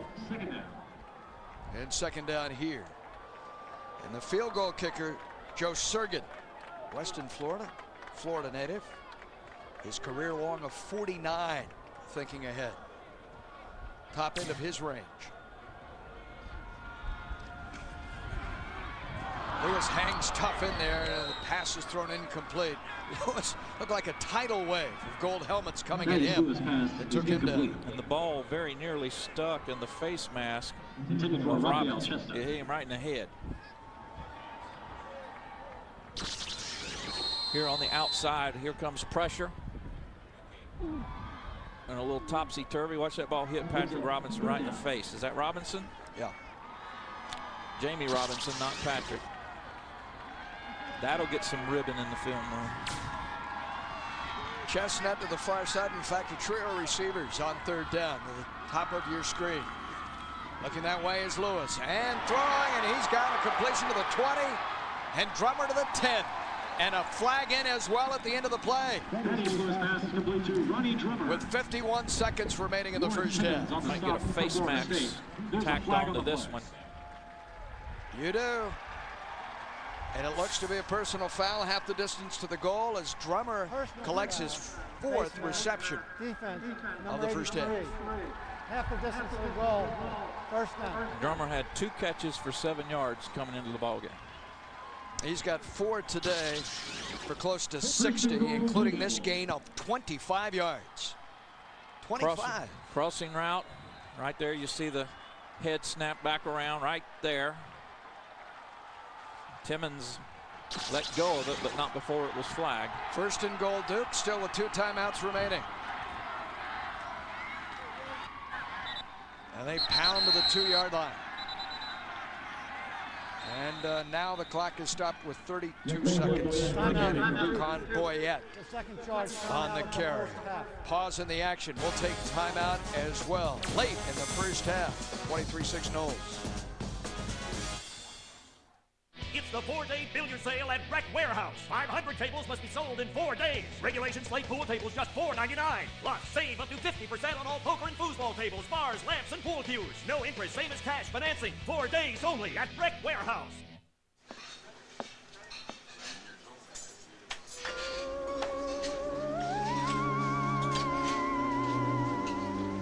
They're back. Halloween milkshakes from Steak 'n Shake.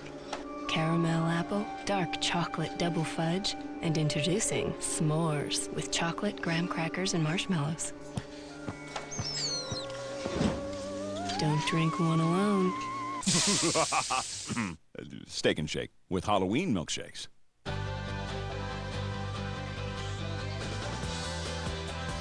Chevy. 9 out of 10 cars we sell get an estimated 30 miles per gallon highway or better. Learn more. Go to Yahoo and click Autos. Qualified lessees can get a low-mileage lease on an 07 Impala LT for around $199 a month. Residency restrictions apply. Call for details. See your Southern Chevy dealers or visit southernchevydealers.com. Buy a complete game room for less at Rec Warehouse. 7-piece collections include sleep pool table, 2 designer stools, 2 spectator chairs, pump shelf and floor rack. A $4,300 value, just $19.99. You save over $2,000 only at your game room headquarters, Rec Warehouse. Let Duke back in this game. Welcome back to Primetime Knowles. Florida State on top, but Duke threatening as we welcome you back to Durham. The worst kept secret in Tallahassee, the black uniforms that FSU will unveil against Boston College. Who is that? This is Monk Bonasort. Keith Jones is asking who this is. Monk still looks like he could wear this uniform right now, but people are talking about it. The colors you have symbolize, you have obviously the black, the gold, the red or the garnet, and the white. Those are the 4 colors that you'll find in the Seminole tribe flag. So that's the symbolic nature of these jerseys. Now, if you take a look at the pants as well, which Monk wouldn't put on, by the way, Monk Bonasort, our star model. Seminoles on one leg, and then on the other, Unconquered, which represents the unconquered spirit of the Seminole tribe. So it's a true salute to the Seminoles. And by the way, you can go to Seminoles.com. Florida State's in the middle of conducting an online auction. They're going to auction off one of these uniforms. It'll be uniform number 1. The proceeds will go to a scholarship to benefit a Seminole tribe student who will come to Florida State. Paul? I think Monk's got a new career there, Tommy. Monk looked dashing, looked the part. Next week, it'll be a wealth of adrenaline, emotion. Florida State will be charged up as BC comes to town. Right now, Florida State could use a shot of defensive adrenaline. And they post a second goal line stand in as many weeks. Had one against the Wolfpack last week. And they get a stop on second down, jacking up Justin Boyle. Is that Timmons again? Yeah, again Timmons. Timmons was the one that committed the face mask infraction. He also has a touchdown today on a fumble return. Well, they get the play they want. That's a running back one-on-one with a linebacker, a little bit of space, and a great tackle by Timmons that time. With 11 seconds to go, Duke led a significant amount of time. Timeout. Please reset the game clock. Roll off that 12 clock seconds. before taking the timeout. And does so with 11. 1 timeout remaining. 23-6 FSU. At Checkers Right Side Drive-Thru, we would like to congratulate our Employee of the Month, Devin Longman. Hooray for Devin! Hooray! And hooray for our massive Big Buford. Double burger, double cheese, all the fixings, 2 for $3. The Left Side Drive-Thru would like to congratulate our Employee of the Month, Devin Longman. What's that? Take it off. How about the Left Side's world-famous Big Buford? Made to order, now just 2 for $3. Every night, there's just one place to be. The best damn sports show, period. Come on in and be our guest for Sports Television's nightly party. The world's greatest late-night sports show is just getting started. The best damn sports show, period. Weeknights on FSN.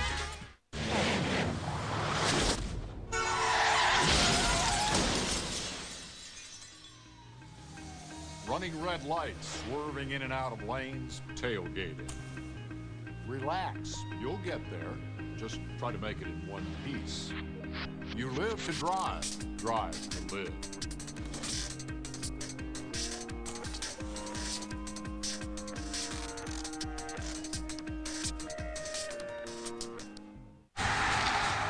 After the hits, after the scores, after the games, beyond the highlights, it's Tailgate Overtime, presented by Bell South, only on Sun Sports. Just prior to halftime, 12 seconds remaining, and Florida State leading 23-6. If you'd like to bid on that black uniform that Florida State will be wearing next week against Boston College, you can. Just log on to the World Wide Web at Seminoles.com. Great cause that will be. And in talking to athletic director Dave Hart, he said that the players that have seen those uniforms, and Tom said it best, the worst kept secret in Tallahassee, They're really fired up about wearing those. You know, a lot of us older folk. Oh, here we go, old school. Old school folks will say, why black? Well, the reason is it's such a unique color from the standpoint that not very many people wear it. We've seen black used in basketball uniforms. Florida State going to use it here. The kids really like it, and when everything's said and done, last I checked, every now and then we need to do something for the kids. Duke has used now all of its timeouts. Just 12 seconds to go, throwing the fade on the near side and incomplete, intended for Riley. Really not well executed, and that leaves Duke but one recourse, and that is to bring on the field goal unit. And the way that Sergin has been struggling in this his sophomore year, this is not for certain. I don't kick the field goal here. I go for it again. Well, there is no sign of Sergin coming on. So they do have another option, and that is with the ball at the 2-yard line to try and drive it in there on the final play of the first half. 4th and goal for a Duke team that has not won a game this season. 0-5.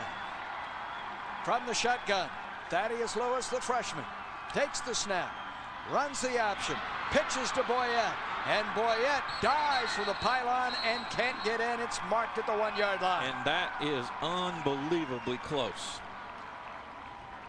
Lawrence Timmons flying over. And look how close that was. Doing the angle, just trying to reach that ball out and reach the pylon. Duke is going to come up empty-handed. Another look at the pitch to Boyette. Watch the effort. He's tangled up and stopped near about the 7-yard line. Works his way all the way down to the 1.5. Jamie Robinson in there to make certain as well off the corner that he couldn't get in. So that'll do it. 2 quarters are done. We have seen a lot. If you're Ted Roof, his team deserves better than 23-6 at the moment. Lawrence Timmons' touchdown, perhaps the biggest, most significant moment for Florida State in this game, and it came on the early fumble return. He's had a terrific first half as a linebacker. He really, really has. And of course, with Geno Hayes out, a lot more pressure on both Timmons and Buster Davis as the leaders of that defensive unit. As well as the touchdown reception by Greg Carr along with Dakota Fagg, and a 2-point return off the block extra point by Patrick Robinson. 23-6 our score, and here's the coach with Tom. Well, I mean, not the most well-played first half, but your defense gave you a lift there with that stop right before halftime. It was good when Drew was in there. We just threw 3 interceptions back there. You know, it stops your drive and gives them the ball. And I think, Coach, we got Hayes hurt right off the bat. So direction of Mr. Jeffrey Hall, playing on demand. Do you know any update on Hayes? No, I don't. I don't know. What about Xavier Lee? Given what you just said, do you go back to him at any point in this game, or just Drew the rest? We'll just have to see if we can get a nice lead. You know, Drew did a good job of moving them. But then we had all those interceptions. That runs you. All right. Best of luck in the second half. Okay, thanks. Paul? All right, thank you very much. So we'll see a lot of Drew Weatherford in our second and third quarters. Right now, Florida State in a commanding position at halftime at the midway point of this season. 23-6 our scores. The Noles travel to Durham and play in Wallace Wade Stadium.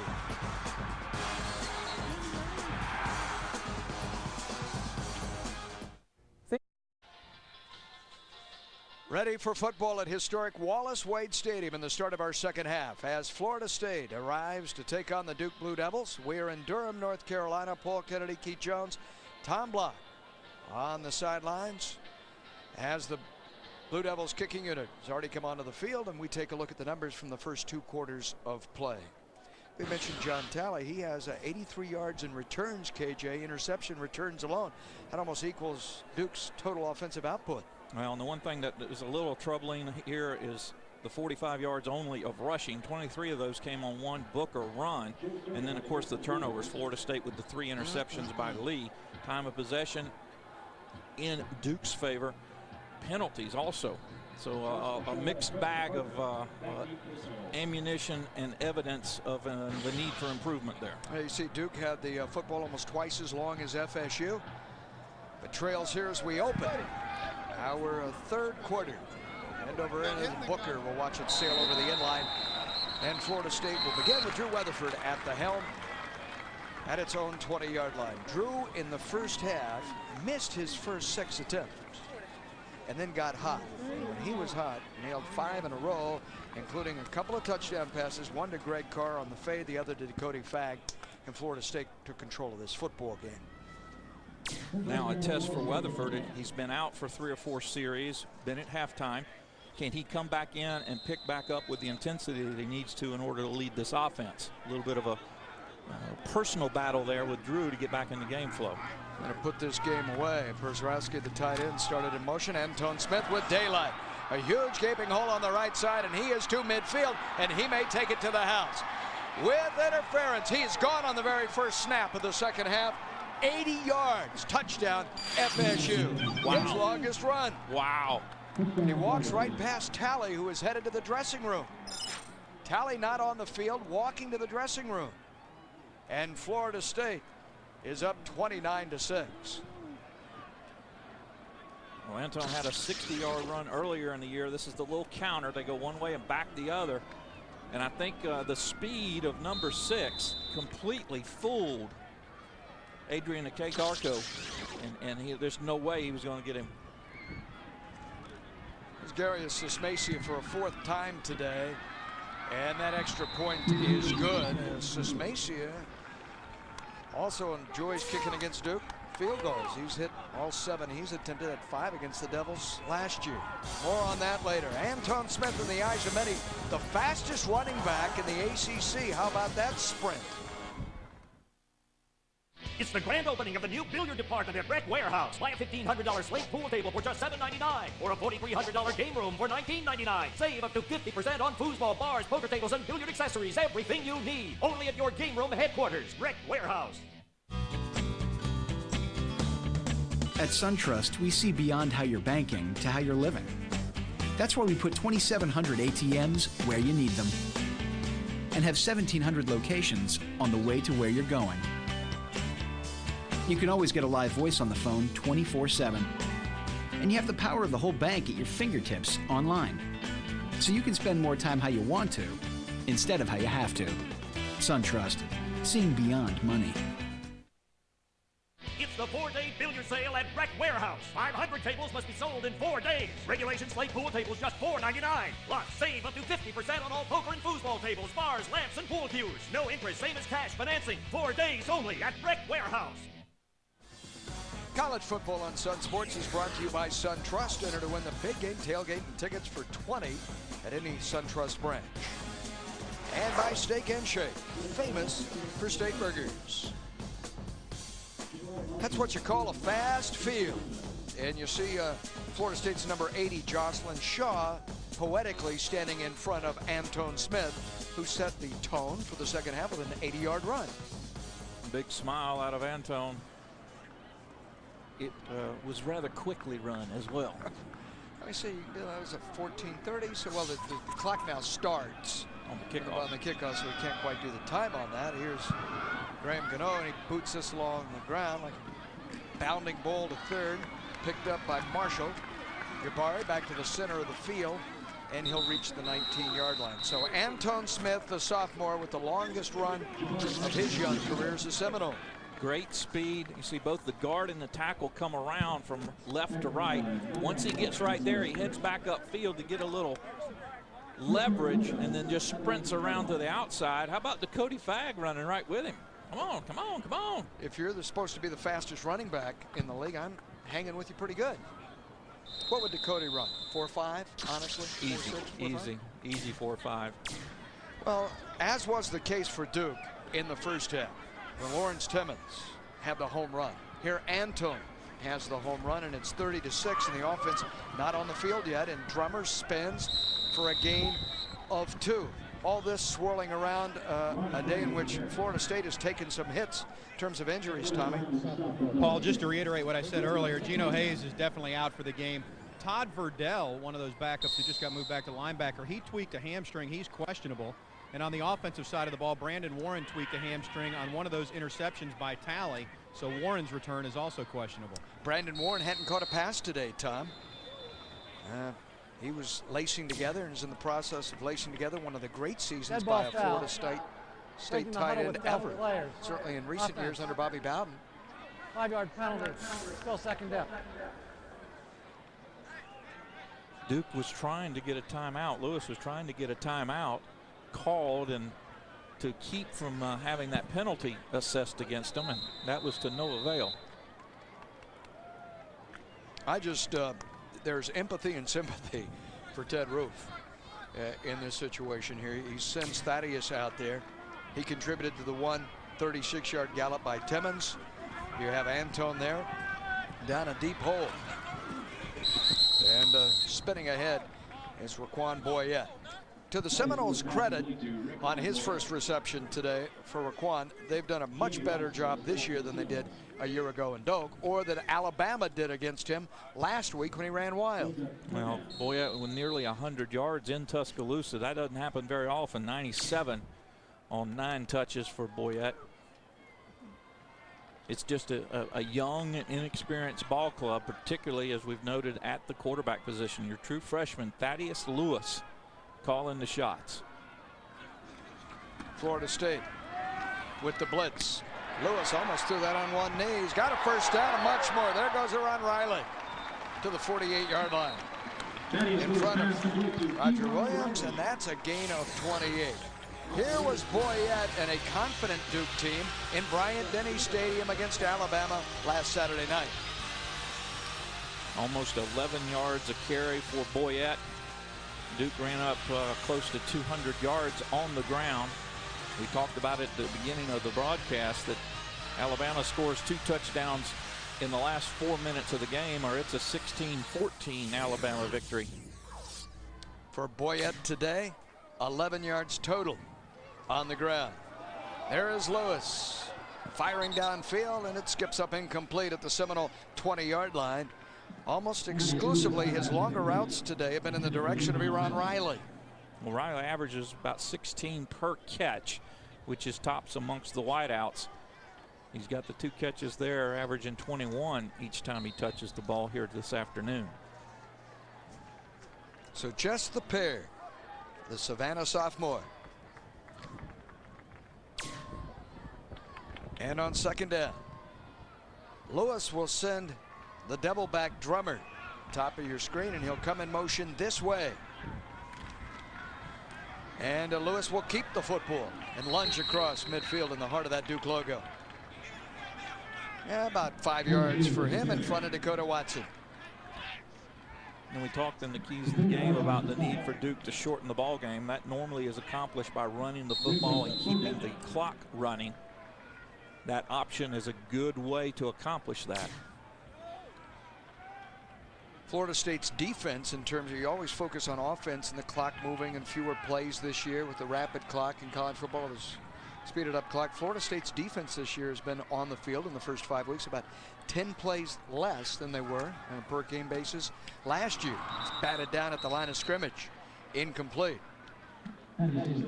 We saw last week Buster Davis played every snap against NC State, but it's out of a universe of about 10 plays, 11 plays less than he would have a year ago.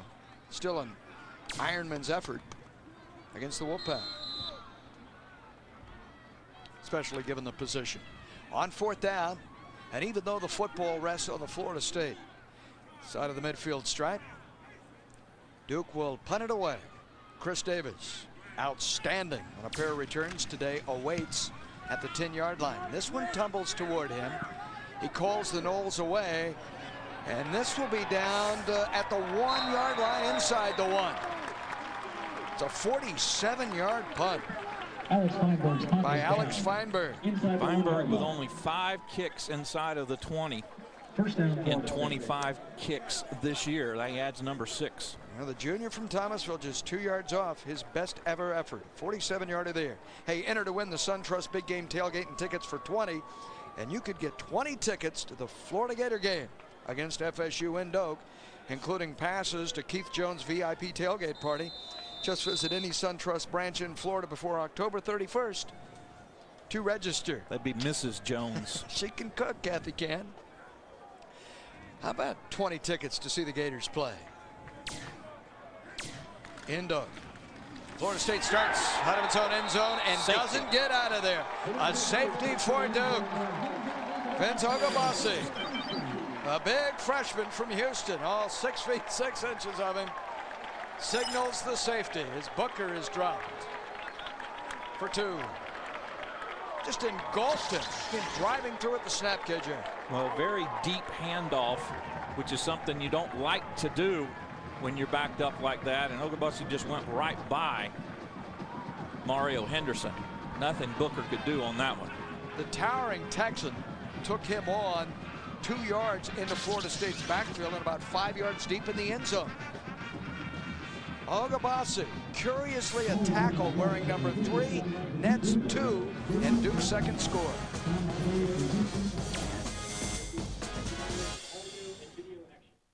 Hey Seminole fans, it's that time of year again, but Bill's Bookstore isn't just for game day. Bill's has great Seminole fashions and gifts for every day. Bill's Bookstore, not just any old bookstore. What a Seminole looks for. Bill's Bookstore. Bill's Bookstore, for game day, for every day. Seminoles! Order online anytime at billsbookstore.com, or for a free catalog, call 800-476-1FSU. Your guide to the ultimate adventure vacation is here. Destination Wild, presented by Jeep. Join host Courtney Hansen for the new series from Warren Miller Productions that takes you to the country's most thrilling vacation destinations. This week, Courtney takes you to Breckenridge for a wild ride down the Colorado River and a spa experience where you can taste the treatment. Destination Wild, presented by Jeep, premieres Monday on FSN. This week on FSN's Pro Football Preview. Jay Glazer, Tim Brown, Jason Sehorn, and Eddie George break down the NFL's biggest stories with in-depth interviews and expert analysis. They've yet to find a consistent running game. It all starts with that defense. It's the weekly preview show that can't be missed. FSN Pro Football Preview, Friday on FSN. Lightning hockey is only on Sun Sports. The Bolts are back and ready to take on the NHL as they host the boys from Philly. Flyers and Lightning, Thursday at 7 on Sun Sports. Ogabussi, now the young freshman, records the safety on the senior Booker, and it's 30-8. A game that has had curious scores on both sides. Line of scrimmage. And a freshman-filled 3 quarters of football today. For Duke, here comes Leon Wright. And he too, a Tampa freshman. Now, Tom Block, Florida State though today playing more freshmen than is Duke University. And that in itself is unique. It's definitely a role reversal from the last few years, although FSU the last couple of years has been among the nation's leaders in terms of playing young guys. Florida State with 17 true freshmen now that have seen action this season, which is amazing, and that's counting Ricardo Wright, who's been in there. That's second in the country in terms of most true freshmen who've played, but it's nothing new for Duke. They, last year played 14 true freshmen, which was third nationally, and in 04 they played 14, which was second nationally. So definitely a role reversal. They only have 8 true freshmen playing this year compared to 17 for FSU, Paul. One of them is the freshman quarterback Lewis here, who unloads, and that's caught. And off and running is Jomar Wright all the way down to the Seminole 26-yard line. His second catch for big yards. And a good spin move by Wright to get away from Michael Ray Garvin. That is 28 yards out of him. And they keep getting younger. Well, in this case, if you're young and you can play, put him on the field, and that's Thaddeus Lewis.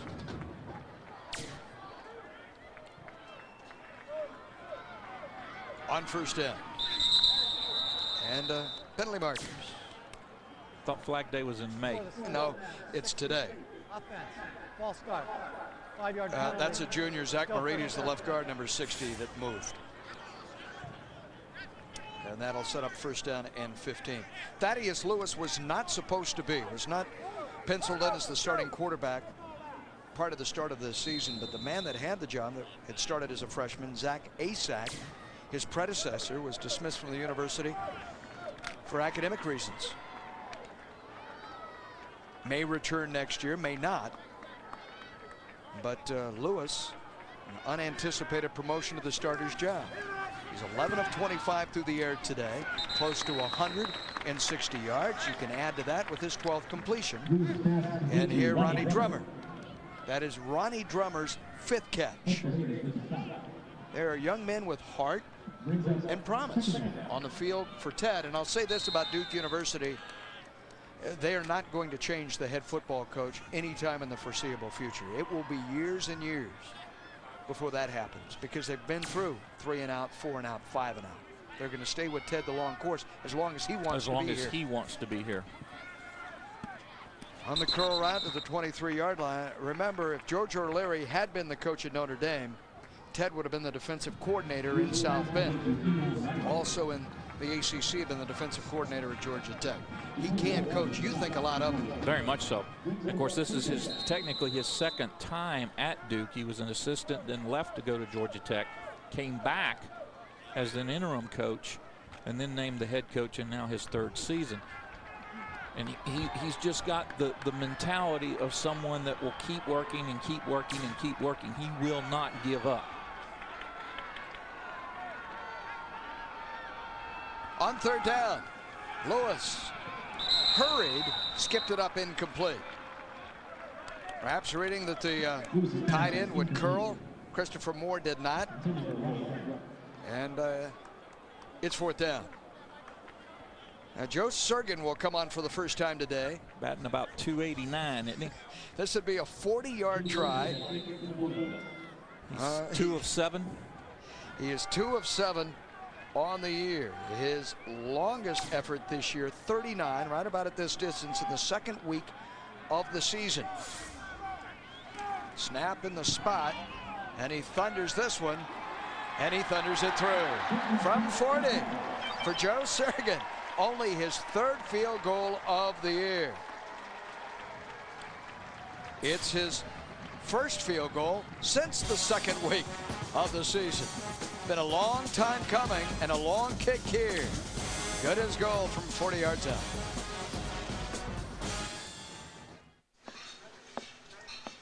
Florida State playing in Durham, North Carolina today and leading 30-11, but we are reminded that this is the first time the Noles have played in quite some time in which the support of J.C. Jones was not among the Seminole faithful. The entire university and this football program and all of us at Sun Sports, Keith, to you and your family.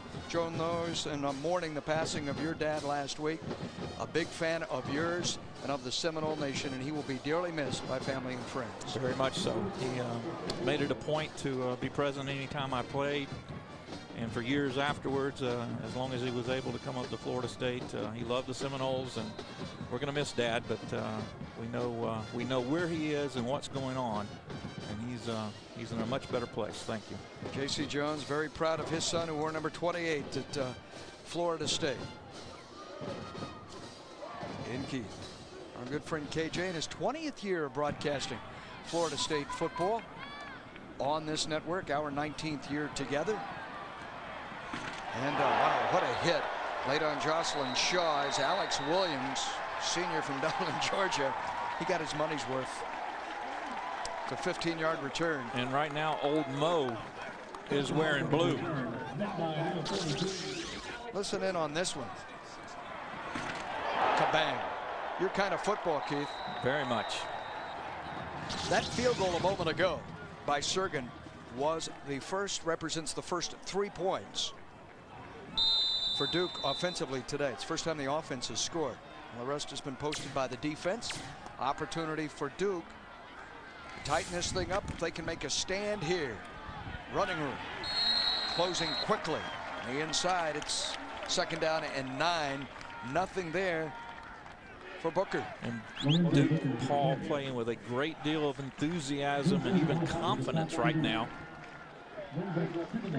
which is always the case. The longer you let an underdog stay close, the hungrier they get. And it's, we often into coach speak or with false praise, but I'm saying that what Ted Roof has done to maintain the positive atmosphere and the right attitude in this is evident on the field today. Now, Drew Weatherford had played so well in the first half, throws here and has the first down. That'll cool off some of that Duke momentum on the gain out to the 31 to pick up a 15. Tom, earlier we noted that John Talley for Duke was headed to the dressing room. You have an update on that? Well, he's not 100% healthy. He's under the weather today. He's battling a stomach virus, Paul, but he's back out there now and has been locked up on Greg Carr this possession. Tom, those 83 yards that he had in returns off the 2 interceptions now lift him to the lead among active college players, the most return yards off interceptions of any player in the nation right now. Still on the field. And he's doing that while sick. Wonder what he could do if he's healthy. He had 2. He picked off Drew Weatherford last year in Doe. And now with 15, as the tight end and Graham makes this catch. With 15, that ties Rondé Barber during his career with 15 picks. Virginia, he's close to the top 10 in the history of the ACC. And it's been better than a decade since a player has come into this league and had a career like this. Picking off these kind of passes. Doing it at Duke. Again, the short stuff to the near side. And now Drew is content to just pick away at Duke. And the last 2 passes in particular have been very crisp and right on target, which is exactly what you want to have happen. When your starting quarterback comes in, for whatever reason, you get ahead, etc. He sits for a while, he goes into halftime, he comes back out. What you want your starting quarterback to be able to do is pick right back up where he left off. And so far, Weatherford's done that. 3rd down for Drew. And for Duke, if they can get a stop here. From the gun, Atkins to Weatherford. He looks right, throws right. The very first catch today by Chris Davis. It's a 1st down, and with that grab, he reaches the century mark. That's his 100th career catch. How fitting it comes in earning a 1st down and keeping a drive alive. And again, another nice delivery by Weatherford.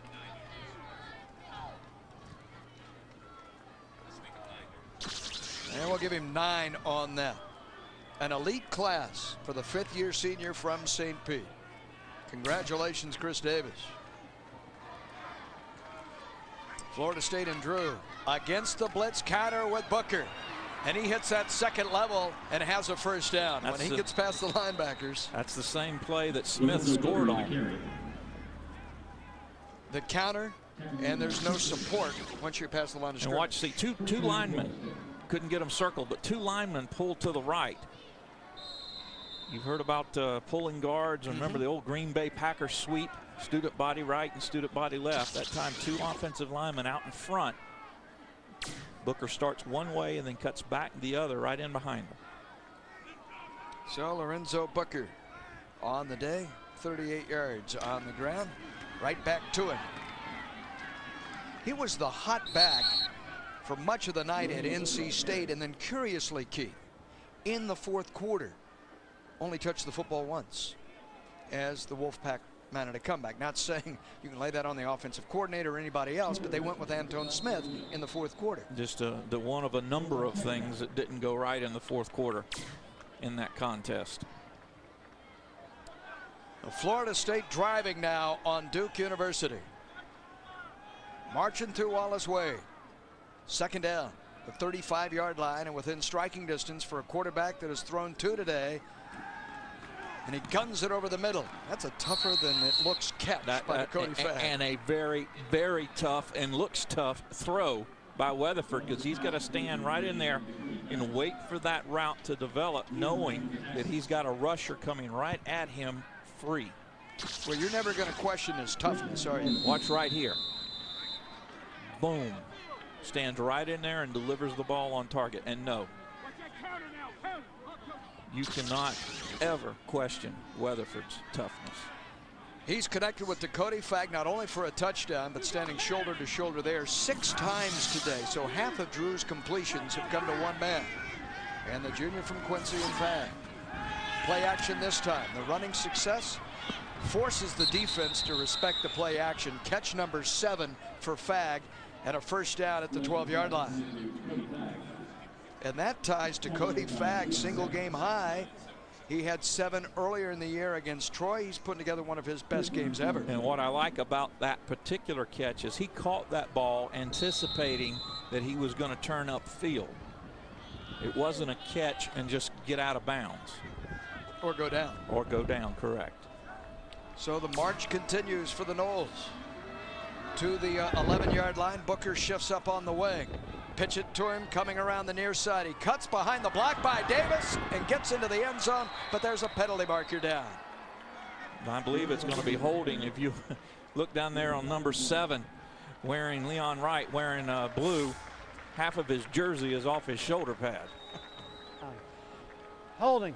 Offense. You think? Number 75. 10-yard penalty. Replay first down. Somehow I confused Chris Davis with 75 Mario Henderson. He gets the call. Take a look at this. Well, right there's another hold. I guess that's one they actually flagged. And Clifford Respers had his jersey about ripped off. Nice effort by Booker. Gets negated by that holding call. His 9th career start for Mario Henderson from Lehigh Acres. He and Jackie Claude, the left guard on that side, have been, really, for the most part, very cohesive, communicating, working in tandem. Left side of that line. Blitz again for Weatherford. He unloads to the far side and has his 3rd touchdown strike and his 2nd to Carr. Touchdown FSU. It came right back after Talley, didn't he? They attacked Talley, the 12th consecutive completion for Weatherford. 12 in a row, including 3 touchdowns. And again, the thing I like best about it, to repeat myself, is that Weatherford came back in cold and picked right back up where he'd left off in the first quarter, beginning of the second quarter. A pair of scores for the tallest Seminole in Carr, and Sismacia on again. And the kick is good out of the hold of Brent Moody. Snapped by Garrison Sandberg. 37-11 Florida State, and Weatherford had a lot of time. Just get the ball up over the defender and give Carr an opportunity to get it. They're locked up right here. He'll take that every day, won't he? Particularly when that safety's going to run out. Just a post corner and backpedaling, makes the catch. As if they're on the practice field, but rather here in Wallace Wade. And you see the proficiency for FSU, Tom. Once they cross the 20, Florida State has been nearly impossible to stop.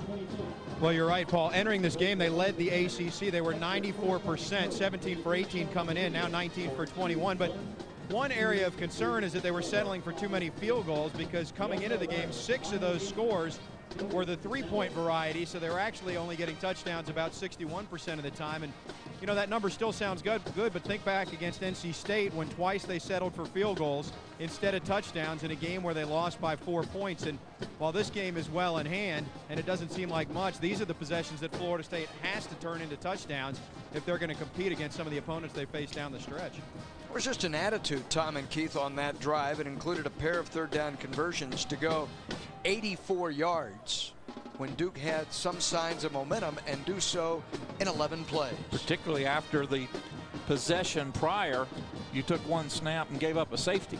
Right. Well, we also saw some resolve after the penalty backed them up. They went right back, cashed in the red zone, and it definitely turned the momentum around, because it's been an unspirited sideline here for Florida State, and Duke clearly had momentum, as Keith pointed out, but that momentum has left the building now. And I'll tell you one other issue that has been addressed here on the field, and that is the controversy that you've had in the calls again for Xavier Lee to be the starting quarterback at Florida State. And certainly heading into the Boston College game, that is a crystal clear quarterbacking position right now at Florida State. A blue kick by FSU, taken by an up man. That's the rotund figure of Alfred Williams, all 250 pounds of him, the linebacker. An opportunity at the return. And how does Duke, with 4:50 to go in this period and 15 minutes in the 4th quarter remaining, how do the Duke Blue Devils approach this? Hang on to the football. They have scored prior to today, the offense, a grand total of 3 points in the second half in the first 5 weeks of the season. They matched that with the 40-yard field goal, so 6 in all. In the second half, they've been somewhat worn down, haven't been able to find the end zone, and they have been shut out 3 times this year. So any sign of progress is going to salvage something for FSU. Unfortunately, another Knoll, another defender, is shaken up at the 25-yard line. Well, if I see Randy Orovitz run out there one more time.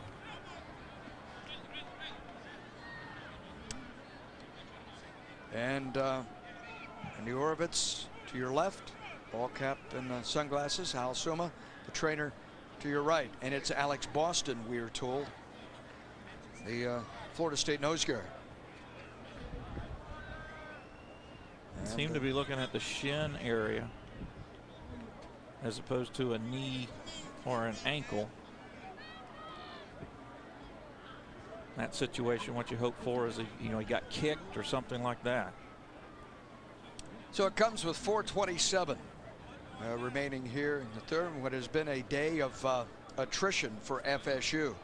Todrick Verdell going down and out. Geno Hayes, starting linebacker, carted off. Now Boston shaken up. And we're reminded that you've lost Paul Griffin at that position in the second game of the season with a torn ACL, junior college All-American, who had only one tackle for Bobby Bowden before going out. One stop, and then he had to undergo knee surgery. You've lost Griffin, Ball, Nicholson, Carter hopefully to return out of the secondary. Houlis is gone. The rover back and Anthony Houlis. You had a couple of players that have departed early. And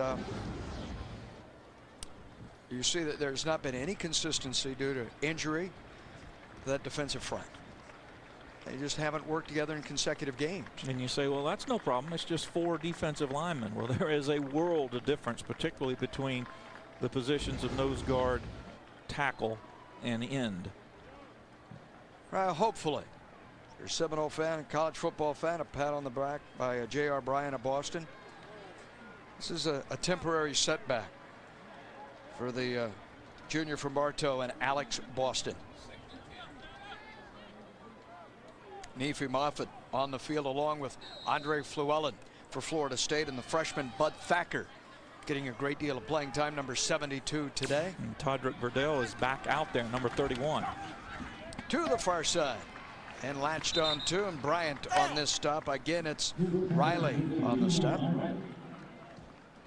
Gain of 8 and the 4th catch by Riley. You impressed by Thaddeus Lewis? Impressed by the future, the potential. Obviously, he has made some mistakes, particularly the fumble early in the first quarter. Has missed some receivers. Of course, his receivers haven't helped him with some drop passes, but I think the tools are there. The mentality is there. He just needs experience. Ronnie Drummer's had a busy day. Inside a handoff, and sophomore Clifford Harris hammers inside. And there is Buster Davis. Get on the stuff. Well, Thaddeus Lewis saw Dave Wanstead, and Pitt came into Central Florida, took on UCF, and laid 52 on the Knights. Wanstead and Pitt wanted Thaddeus Lewis, wanted him badly. South Florida out of the Big East. Jim Leavitt went after it, as did John L. Smith at Michigan State. Thaddeus Lewis was in play, and he comes here to Duke. So a great signing by Ted Roof. And he has him on the field playing, and goes without saying the second half of the season will be better than the first half of the year. To the original line of scrimmage, the 35-yard line. And Duke did something that they need to do in that prior play to this one. They converted for a first down. That keeps the clock rolling, gives you an opportunity to add to your yardage. And if you get a couple of shots to get some scores, you keep this thing close. I told you in the 14 previous meetings, only once has Florida State failed to score less than 41 points against Duke. And oddly enough, FSU has never shut out Duke. Fred, not now, Fred. To the near side, and incomplete, overthrown. And intended for Marcus Jones. Marcus Jones is also the backup quarterback. Situation he would come in with Zach Asak suspended. If Lewis couldn't play, or they elected not to play Harris. It's almost a Rubik's Cube for Ted, trying to find all the parts that just align in blue and white and can compete in the ACC. And while that may sound like an enviable thing because you can interchange parts, that also means maybe nobody is outstanding at any one. Through the hands and a bit behind of Raphael Chestnut. But Timing again, is everything. not a badly thrown ball, and one that could and should have been caught. 2:26 remaining here in the third. Off goes Thaddeus Lewis. We still have a quarter to play. This has been a long football game. Already at the 3-hour mark or close to it. Chris Davis, a couple of returns today, one of 51, another one of close to that amount that was brought back. Inadvertent block from behind. Knowles come close to a block here. Feinberg. That hit Davis, and Duke owns the football at the 22-yard line.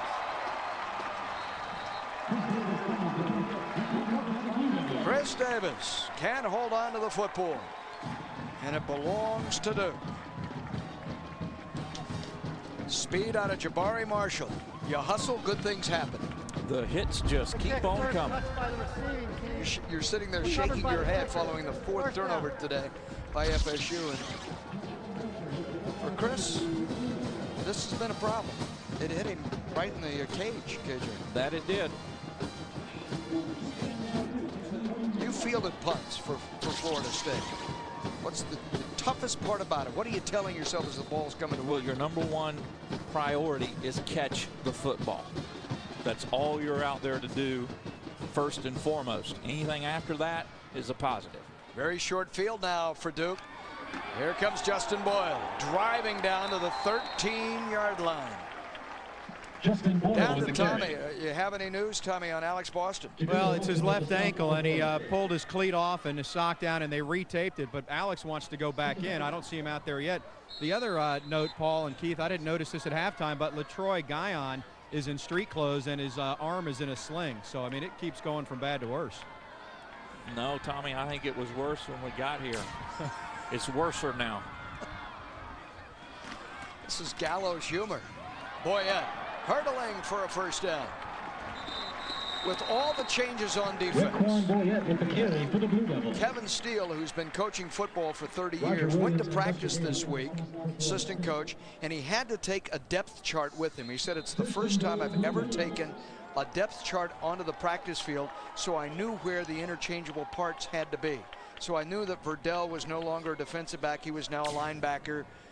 Or you had Dakota Watson, he was no longer the defensive end. The coaches even right now are needing props to be certain as to who goes where. The Knowles shift about. To the one and close, Clifford Harris.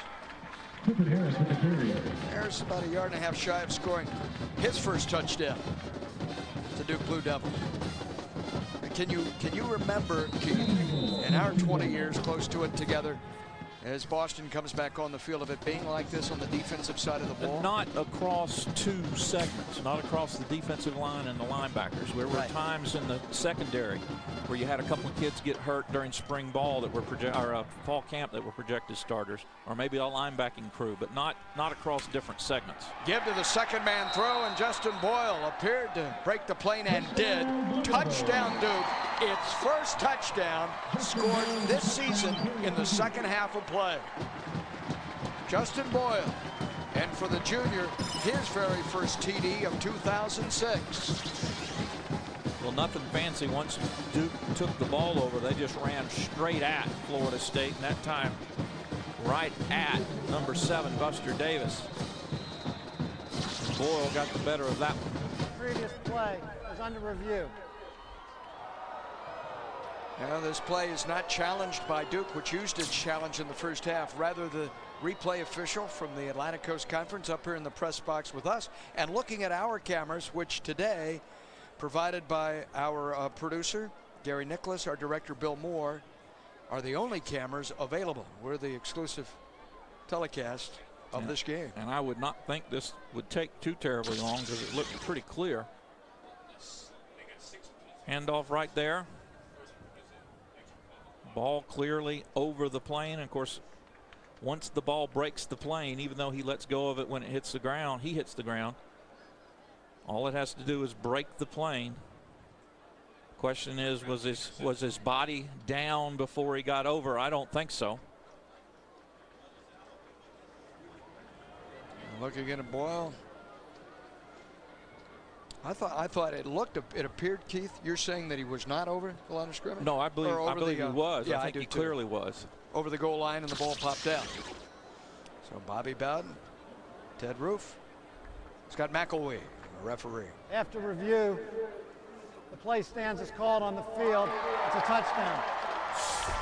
So Ted Roof with his first score in the second half, and he's into the 6th week, first TD. And it's all about building confidence, building continuity, getting experience.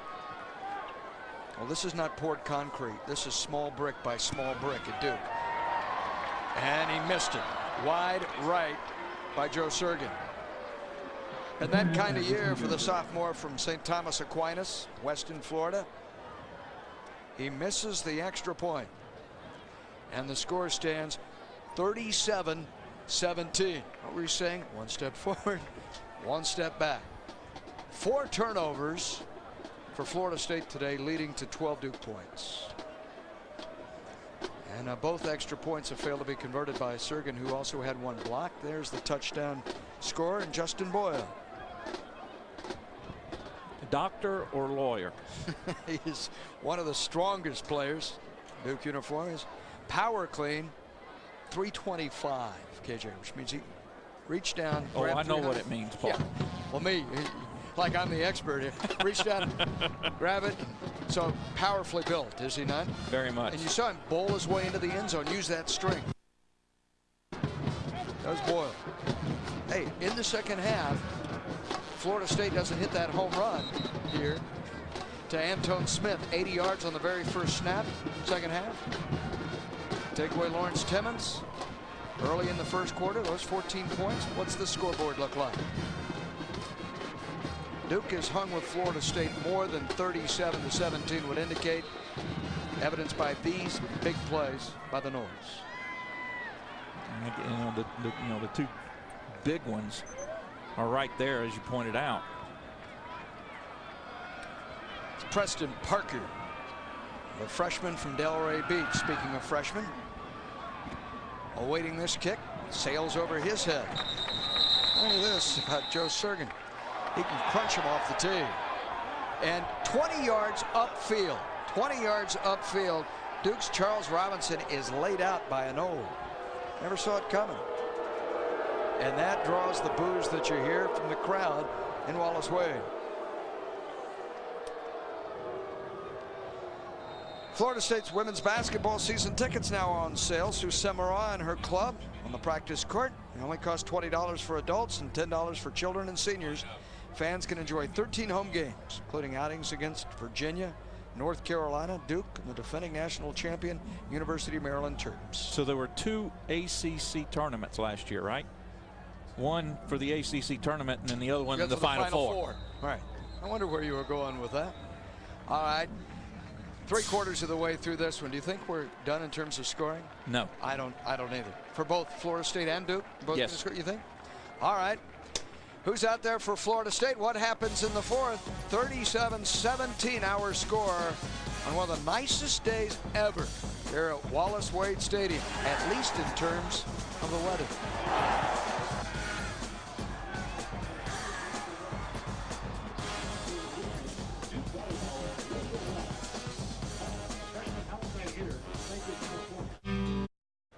Start of the 4th quarter on Sun Sports. The Seminoles keep it on the ground. Antone Smith driving for a couple of yards. We're in the 4th. Florida State leads 37-17.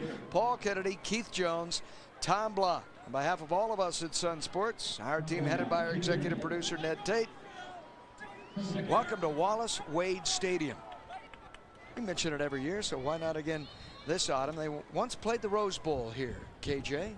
And Duke played in the ball game against Oregon State back in 1942 after the outbreak of the Second World War. Wallace Wade used his influence, brought the game here, and thus in the northern end zone they have rose bushes from Pasadena and a tribute to Coach Wade, one of the legendary figures of the college game. On second down, Weatherford. Another completed pass. This would be 13 straight by Drew.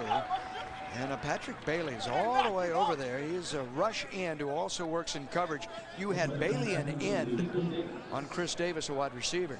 They dropped Bailey off. That's a testament to his athleticism. We've talked about him just a little bit. 6'4", 230 pounds. 30 tackles, 4.5 stops behind the line of scrimmage coming into today. And again, when you've got that kind of athleticism, you can do some things just a little different, forcing Florida State into a third down situation. Noles need to cross the 30-yard line to earn the fresh set of downs, and the clock needs some adjustment here. So we're momentarily halted as the play clock is set to a 25. And now it begins.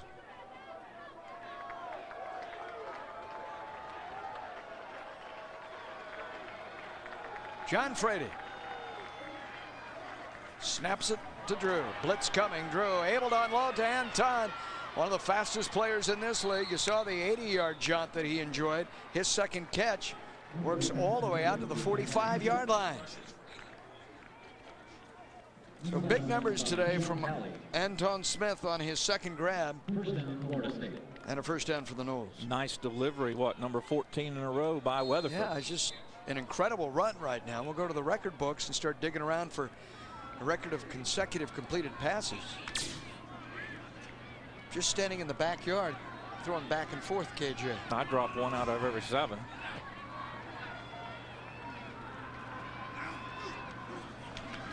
Drew turns, play action.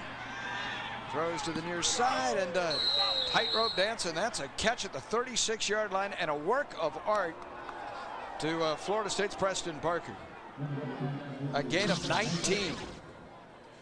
Parker, just a freshman out of Delray Beach, concentrates on the ball, secures it, barely gets that left toe tapped in. From Atlantic High School, Delray Beach. Magnificent grab there. 15 straight completions for Drew Weatherford after misfiring on his first 6. First round draft pick, 1981 NFL draft from Delray Beach. Name? Incomplete. Going ahead. No, his name was Bobby Butler, not incomplete. Parker here, so 15 in a row before missing an open, wide open Parker, who had curled at the 25-yard line. Drew had said coming into this game, standing 1-2 for the first time in ACC play, and Florida State's now 15 seasons in the league. It was times like this when leaders show up. And he intended to be a leader with his play on the field. He didn't say he was a leader. He didn't say he deserved to be a leader. What he said was he intended to be a leader. And that's done with play. And he has played very, very well. Oh, what a move Parker laid on Talon. You have the freshman against the great All-American, and he got him turned the 10-yard line. And see, Drew's got to throw that ball before he is out of his break, so he's got to throw it anticipating where he's going to go to. And just missed it a little bit. A little play action, right your feet, and then throw the ball. And you've got to throw it before Parker gets out of his break, and he just misjudged it. Parker would have had 6. Instead, Florida State faces 3rd and 10. Need to drive the ball inside the 25-yard line to hold on to it. Duke coming hard. He throws. He has the catcher. What a move by Carr, and his 3rd touchdown of the day. Greg Carr. His 3rd touchdown grab. This of 35 yards and the 4th thrown by Drew Weatherford. And you have a flag back at the 37, 38-yard line. Initial call is holding. Did I see that correctly? See if it's coming back. Our referee. I hope I saw it wrong. Scott McElway. After play, personal foul, offense 62, defense 23. Those penalties offset. Touchdown. Corey Niblock got into it with Catron Rainey, a Duke defensive back. Here's the Carr route. This is the post route, not the quick post, just the skinny post. And watch this, plant and go back the other way. And again, that's the quickness. Again, you line him up You know, he's not a 4.3, 4.25, 40 guy as far, but he is very quick and very deceptive because of his size and his stride. Came into this game having hauled in 3 touchdowns total in the first 5 weeks of the season. He now has 6, so he's doubled up on that number. Memory serves me correctly, he had 3 against Duke last year. There you go. Florida State off the Sismacia extra point, 44-17. Drew with 4 touchdown passes, 3 in the direction of tall Greg Carter. Take your taste to a different place. Take your taste to Dixie Crossroads. The one and only Dixie Crossroads is now 2 and only, with our second location now open at Festival Bay in Orlando. Now you can take your taste to either one of our restaurants for a mouth-watering treat that will pleasure your palate and your pocketbook. So bring the whole family and enjoy. Take your taste to a different place. Take your taste to Dixie Crossroads. Every night, there's just one place to be. The best damn sports show, period. Come on in and be our guest for Sports Television's nightly party. The world's greatest late-night sports show is just getting started. The best damn sports show, period. Weeknights on FSN.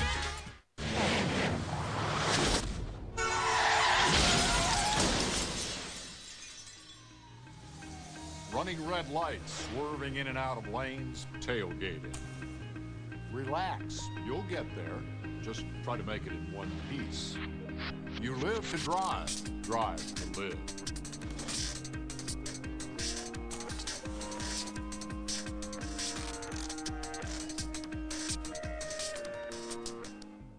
I'm sure we can figure it out. Welcome back to Duke. Florida State with another touchdown on top, 44-17 now, as we are deep in, not getting deep into the fourth quarter, but 12:57 to play. Tom Block back with you, Paul Kennedy and Keith Jones upstairs, and the offense always gets all the credit, so let's talk a little bit about some of the defense for Florida State. In particular, Lawrence Timmons, who has not racked up the stats you might expect so far this season, but he's had a great game today with the blocked field goal right here, or the blocked extra point gets picked up. Then at the goal line, the stuff, this is early on as Duke was trying to get in, and then on a 4th down play, runs the back out of bounds just shy of the goal line.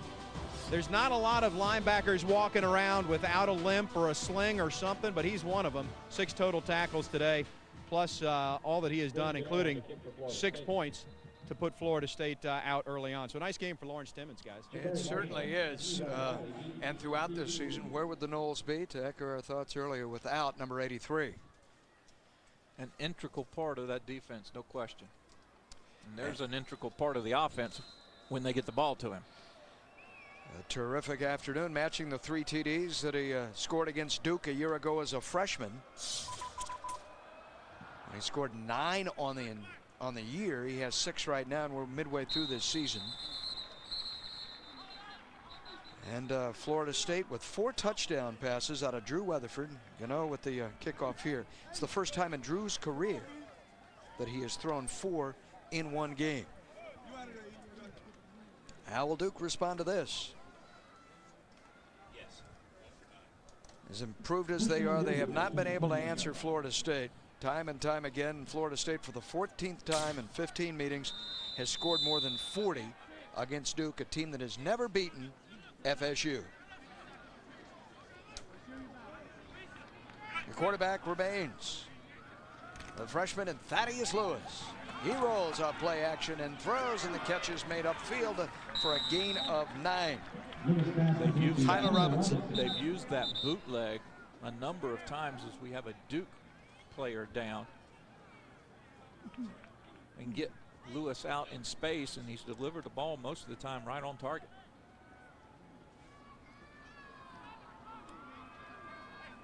This following the Tyler Robinson reception, his first today. Thaddeus Lewis. What has been a long and a costly afternoon now for both teams.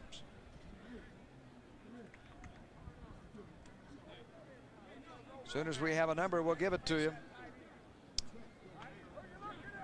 here in Wallace Wade. Not the biggest crowd, Keith, but the most sunshine that we've seen this season. That has to count for something. It does, and a nice contingent of Florida State faithful across the way. You maybe saw in the open end zone back there as Ted Roof is on to attend to his fallen player. And may well be Brandon King, we're told, that has injured the backup fullback. There's some of the FSU faithful.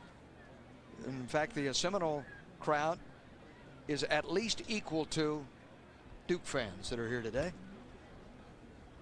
in attendance, and you can see clearly number 22 is Brandon King, the freshman fullback from Doylestown, Pennsylvania. The medical staff attends to him. You may have seen it, Keith, outside the open end zone. There's a brand new football practice field. Artificial surface that Ted has been able to convince the university and athletic director Joe Oliva to build. But the facilities here in terms of football and the university's commitment to football and the Yost Center, north end zone here, still relatively new. This university making a major commitment. That's a nice Hall of Fame, beautiful operations center for the program here. Duke, you can say this is trying, aren't they? Trying to compete in the ACC. Right now on the scoreboard, it's FSU 44-17. A pause in the action. We'll be back in a moment here in Durham. Night falls. That is Brandon King, the freshman, able to, with some assistance, come to the sideline, back to live action, and Duke hits it up inside. And that's a first down, able to convert.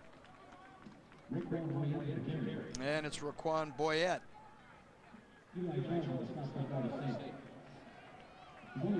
A lot of new faces for FSU on the defensive side of the ball. You see Verdell there, right.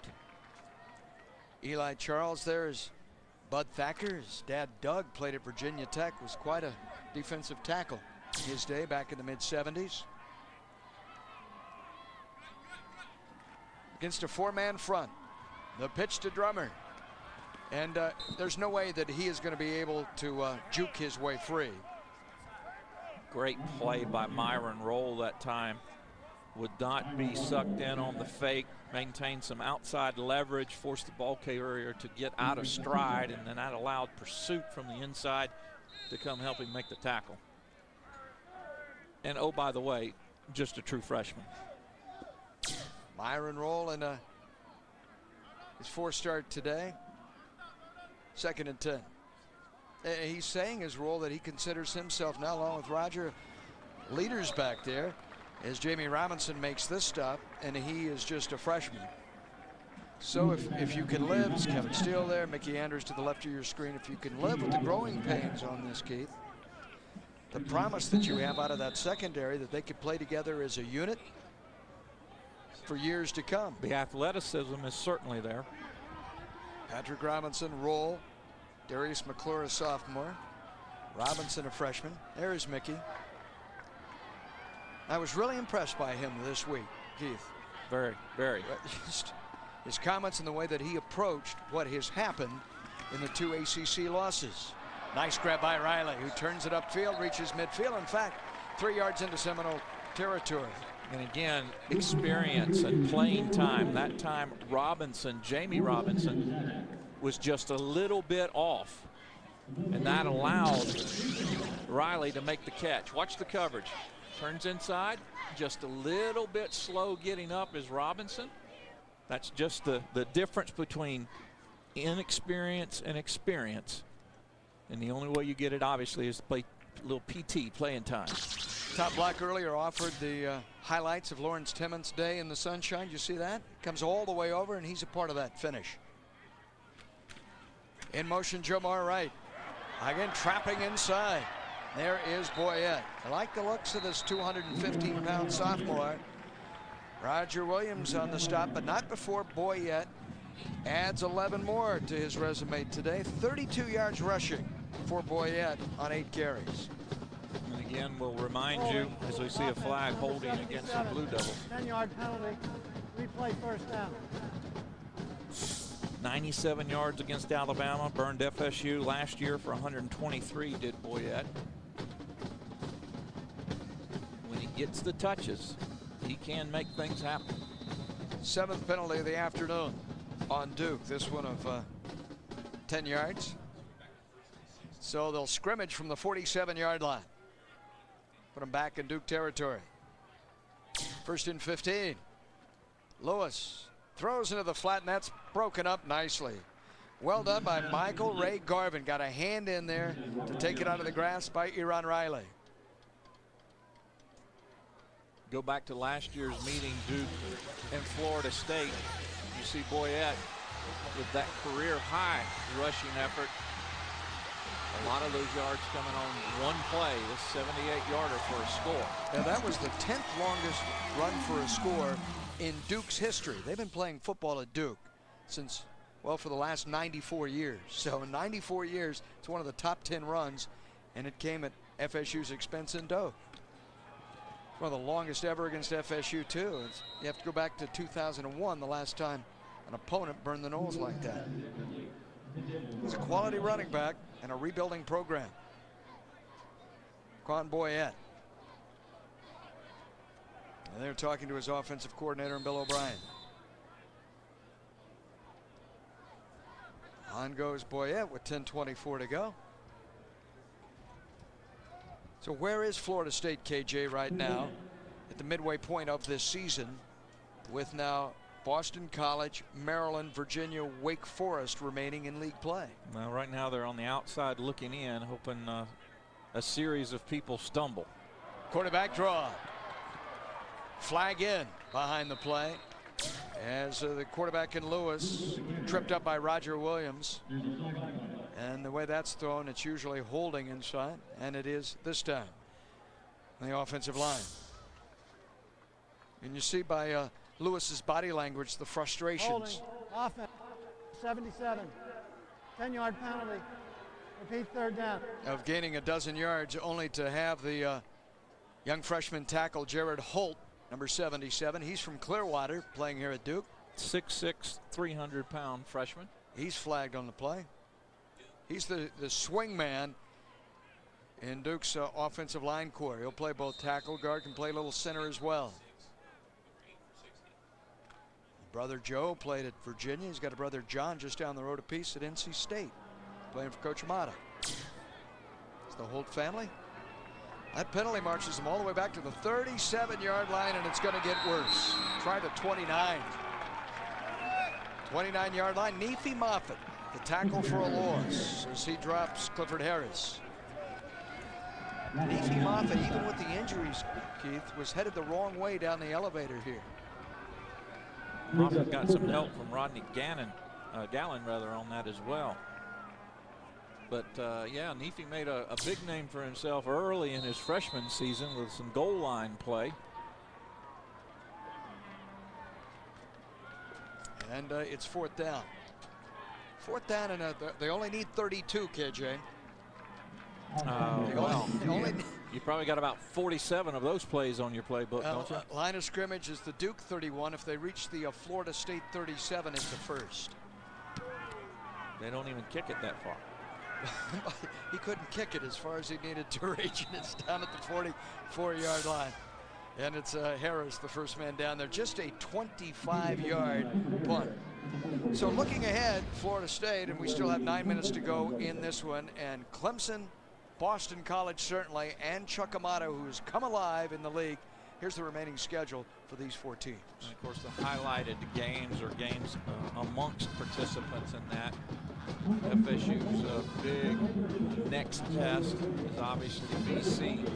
And after their performance at Lane Stadium on Thursday night, wow. That makes that a monumental game. BC, FSU. I'll tell you what the schools that left the Big East to come to the ACC have brought into the league, and that is a toughness. And Boston College will be one of the tougher teams in years, just physically rugged, to come into Doak. They play hard, clean, and fast.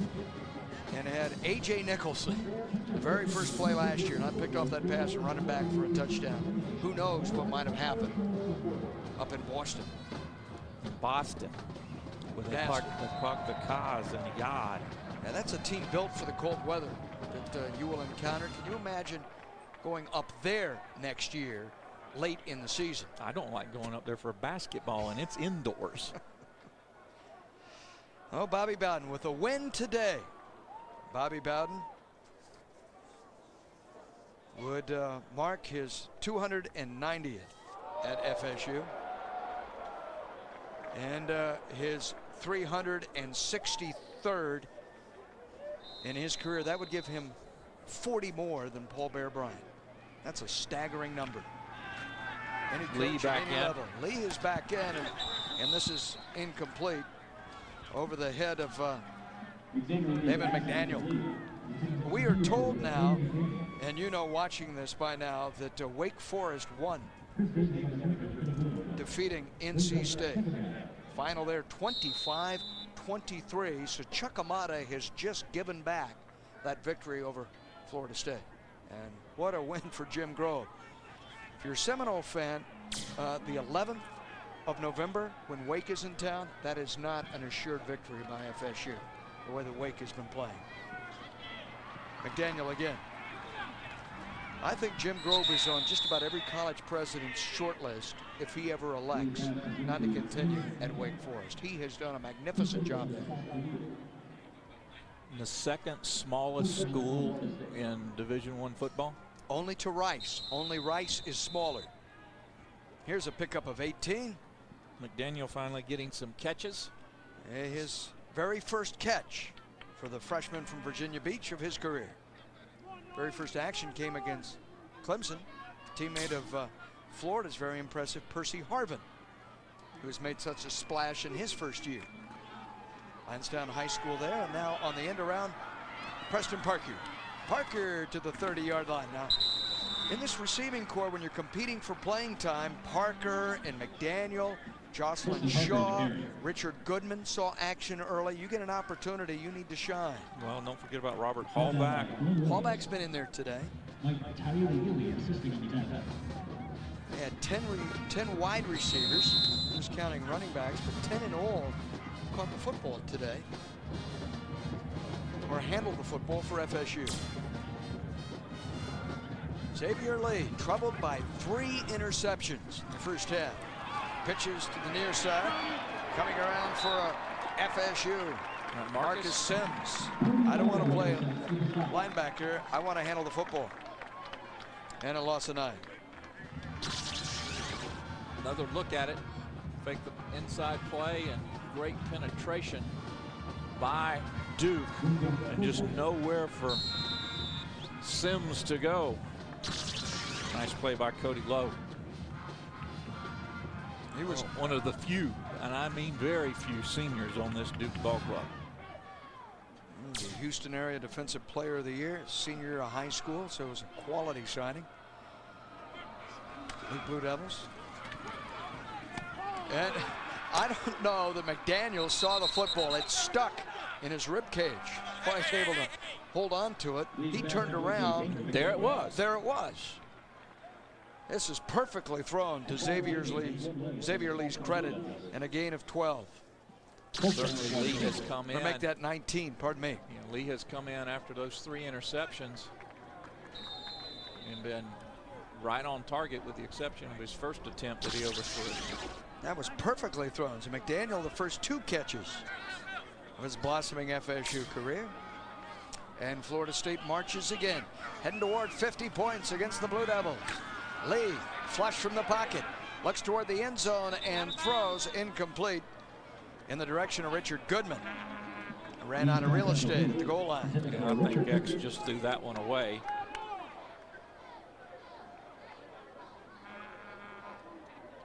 Florida State sideline.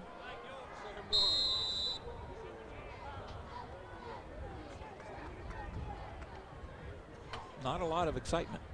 It's been a workmanlike performance today. I think sobered too by some of the injury hits that FSU has endured. Florida State has just come out. The one spark you saw early was Timmons. Reception return. You've had Drew throw for 4 TDs, but when Drew came out and went 0 for 6 and what was taking place early in the game, there were some concerns. Parker makes another grab here. What might happen? I don't want to say that Florida State has gone through the motions, but even though they're young, It's been a sign of maturity to do what they had to do and win solidly. 6.5 to go. Being a bit premature here over Duke. Come here, get the win, and now focus on Boston College and the remaining schedule. And we talked about the need for them to be build some consistency and execute on offense. And I think with Weatherford, they have found that. And Lee throws in double coverage, incomplete. That's his third incompleted pass again for Parker. Lee in the fourth quarter, KJ, has hit half of his attempts, 3 of 6 for 43 yards. That'll bring up 4th down, and it appears Florida State is going to keep its offensive unit on the field.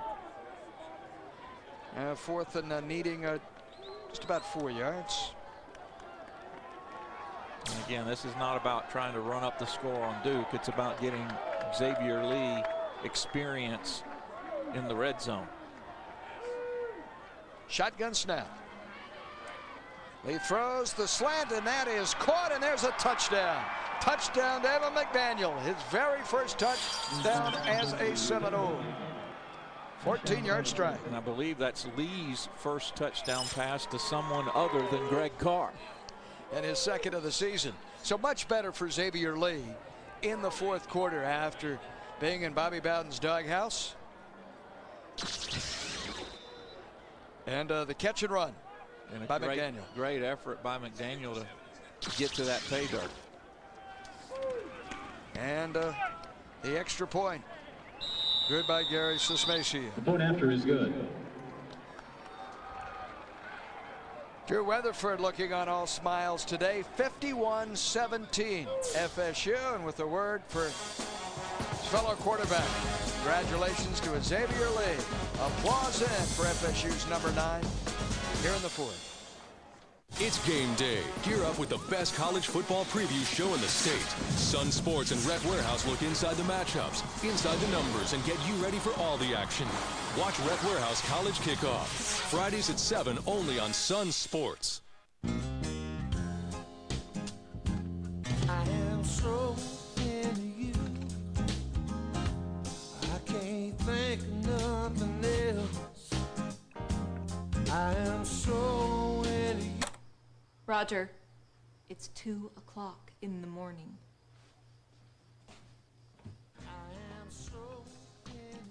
Texas Pete hot sauce. It's the bottle with the cowboy. Also try Texas Pete Buffalo wing sauce. I am a pillar of strength. I'm eye candy. I'm cool under fire. I'm energy efficient. I'm hip.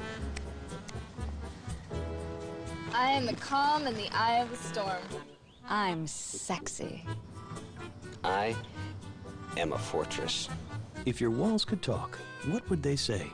Assuming they're built with concrete block, they'd say they're energy efficient, termite, fire, and storm resistant. Life's better with block. Just ask your builder. I'm thinking of a number between 450 and 850. Do you know what it is? It's my credit score, and it happens to be 720. The higher my credit score, the better chance I have of saving a lot of money. Do you know your credit score? Do you know what's in your credit report?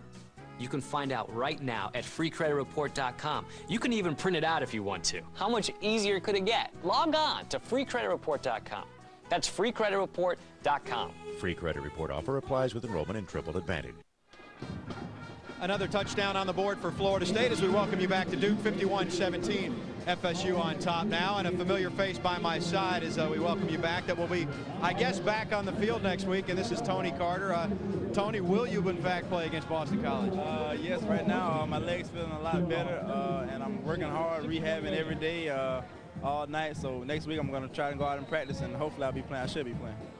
It's been frustrating, I know, for you to watch as you haven't been able to be out there. The cornerbacks, even going back a week ago, they were in position on a lot of the throws, just didn't make the play. What have you been saying to, I mean, you're a young guy yourself, but what have you been doing to try and coach the others that are out there? Just telling them you have to have a short memory at corner. You know, receivers are taught to make plays, and if the ball's in the air, the DB has to go get it also. So I just told the guys, go out and finish the plays and forget about it if the receiver makes a play. How demoralizing has it been for you in the defense when every other series you look up and there's another one of your defensive teammates, it seems, being helped off the field with injury? Oh, well, injuries are pretty much in God's will. There's nothing we really can do about that. Just have to the next guy has to step up and, make the best of his opportunity. All right, well, you should have your opportunity again this coming week against Boston College. Best of luck on the rehab. All right, thank you. All right, Tony Carter, hopeful to be back in there against the Eagles, guys. And truly a fluorescent player, KJ. And a sophomore, who is the veteran. I mean, we'll remember the rest of our lives those 2 returns against Clemson. It brought Florida State back in a game it very nearly won against the Tigers. Here comes Jabari Marshall off his own goal line. Jabari Marshall with daylight. Jabari Marshall to midfield. Jabari Marshall to the 40. Marshall cut down at the 33-yard line. But a tremendous return before Patrick Robinson got to him. 67 yards. And no flags.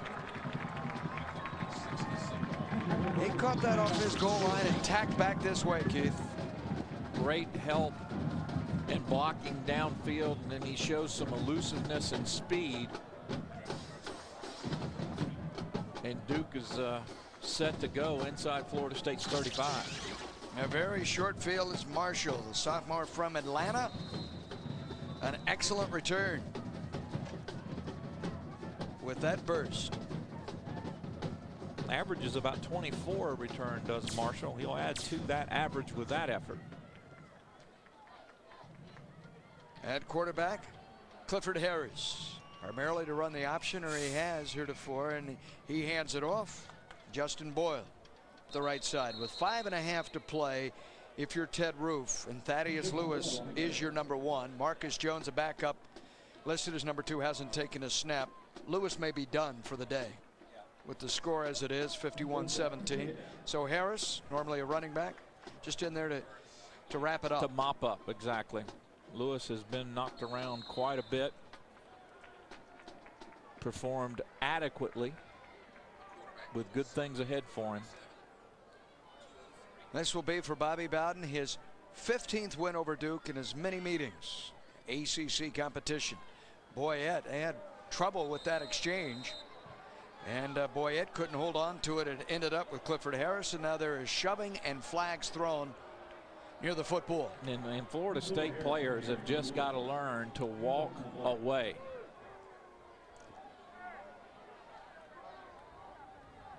That's the 3rd time that's happened today. Well, and if you're going to call it, officials, if you're going to call it both ways, then eject both of them.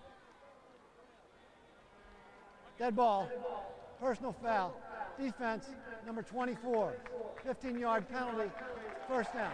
It's Darius McClure. And McClure got hit, knocked into the pile, and jumped up and started going after somebody. And that's just unacceptable.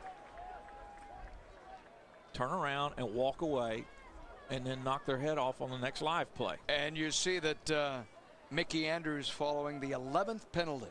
The 11th penalty against Florida State. The good news is just the 2nd in the second half. All right. 100 yards of field position. Odell Higgins is on to give him some consolation after Mickey unloaded on him. Though there's just no excuse for it. Period. The end. From the 16. And now Thaddeus Lewis is back in the game. And here's Drummer. Drummer collides, bounces, stays alive to the 4-yard line. His 6th catch. And Lewis out there with Drummer trying to put one more score on the board. And he's shaken up.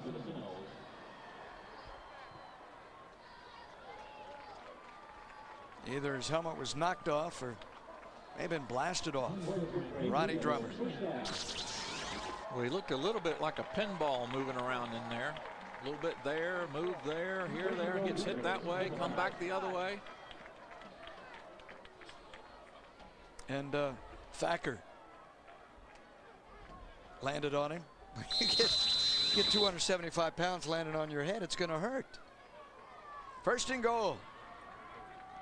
Lewis lost the handle, falls on it this time. And a loss of a yard on the play. We saw a bobbled exchange early in the ball game that Florida State converted to 6. That time Lewis alertly just falls on the ball and retains possession. John Madry has been our statistician today, one of the best in the business. Always great to come to Carolina. Share the booth with John. Madry Esquire. That's correct, attorney at law. Scott Little has been our spotter. Our thanks to Joe Oliva, the Director of Athletics here at Duke, and to the Sports Information Director, Art Chase, for all they have done to make this a wonderful stay at Wallace Wade Stadium. Great folks. They very much are. And anytime you come up to Cameron Indoor or here at Wallace Wade or any of the other sports, their staff goes out of the way to make sure you have everything you need. Lewis, you find the end zone and drug down from behind at the 5. Saw daylight for a moment, was tempted. Thacker was there for FSU. And one other note, they have great fried chicken. There's Lewis. He'll feel this tomorrow, won't he? The pounding he has taken. Some big hits, but he's hung in the pocket. This freshman from Hialeah Lakes, and let us remind you, he is still 18 years old. Just 18, a true freshman. Just the second in 22 years at quarterback for Duke. 3rd and goal. The snap to it. Looking toward the end zone and throwing this way, and it's incomplete. Over Tyler Robinson's hands. Tyler Robinson began his career at West Point. Played there 2 years and transferred. Junior can't make this grab, and it's 4th down. You know, that might be the only prep school that would really get you ready for the rigors of academia at Duke. It's going to a military academy. Going to West Point. Yep. As both uncles had played here at Duke, so Ted was able to get Tyler Robinson to transfer here when he elected to leave the banks of the Hudson. Formation for Duke. On 4th down, Drummer starts this way. Lewis throws to the back of the end zone, and it's off the fingertips of Raphael Chestnut. Had a chance at it. Incomplete, and Florida State will own the football. In coverage, one of the 2 Robinsons, this one Patrick. Got Jamie on one side, Patrick on the other. The defense holds, and we've got 2:51 to play. Remember, last time Florida State was backed up, it was about the 1-yard line as opposed to the 6. FSU gave up a safety. And right now, you just want to run the clock, hope nobody else gets hurt, and get back on the airplane. With a full week to get ready, Boston College will have the benefit, of course, of an extra couple of days having played on Thursday. This is Jared Whipke, the senior from Robinson, Illinois. An opportunity to get on the field for FSU. You have both he and Tommy Keene in backup to Drew Weatherford and Xavier Lee. So it's Whipke, and Keene and Whipke just about even on even terms. No, now Keene's going to come in. See, they're both going to get to play. There. Now we go. So they're both. It's a two platoon system. And they're going to shuffle with the quarterbacks. And a great shoulder bump by Weatherford over on the sideline for Whipke. So here is Tommy Keene, the senior from Miami, playing in his 7th game as a Seminole. And off to Sims. You have 2 freshmen that Bobby Bowden intends on redshirting: Christian Ponder and Devontre Richardson. And the red shirt is not going to come off either 2 of those. So here is Keene and Whipke bringing in the plays themselves. I guess we now have a quarterback controversy. All due. A third string quarterback controversy. And you're welcome to log on to Seminoles.com and tell us who you think should be the 3rd quarterback at FSU. And here, maybe Whit Watson on his blog will be able to weigh in on Whipke or Keene. Well, if that is your focus of attention to this Florida State ball club, you've not paid attention much during the year. Marcus Sims apparently has swayed the coaches that he is going to stay at running back. He gets a couple of carries in this game with a minute remaining. Also, the chest bump here from Keene. Also had a pitch his way.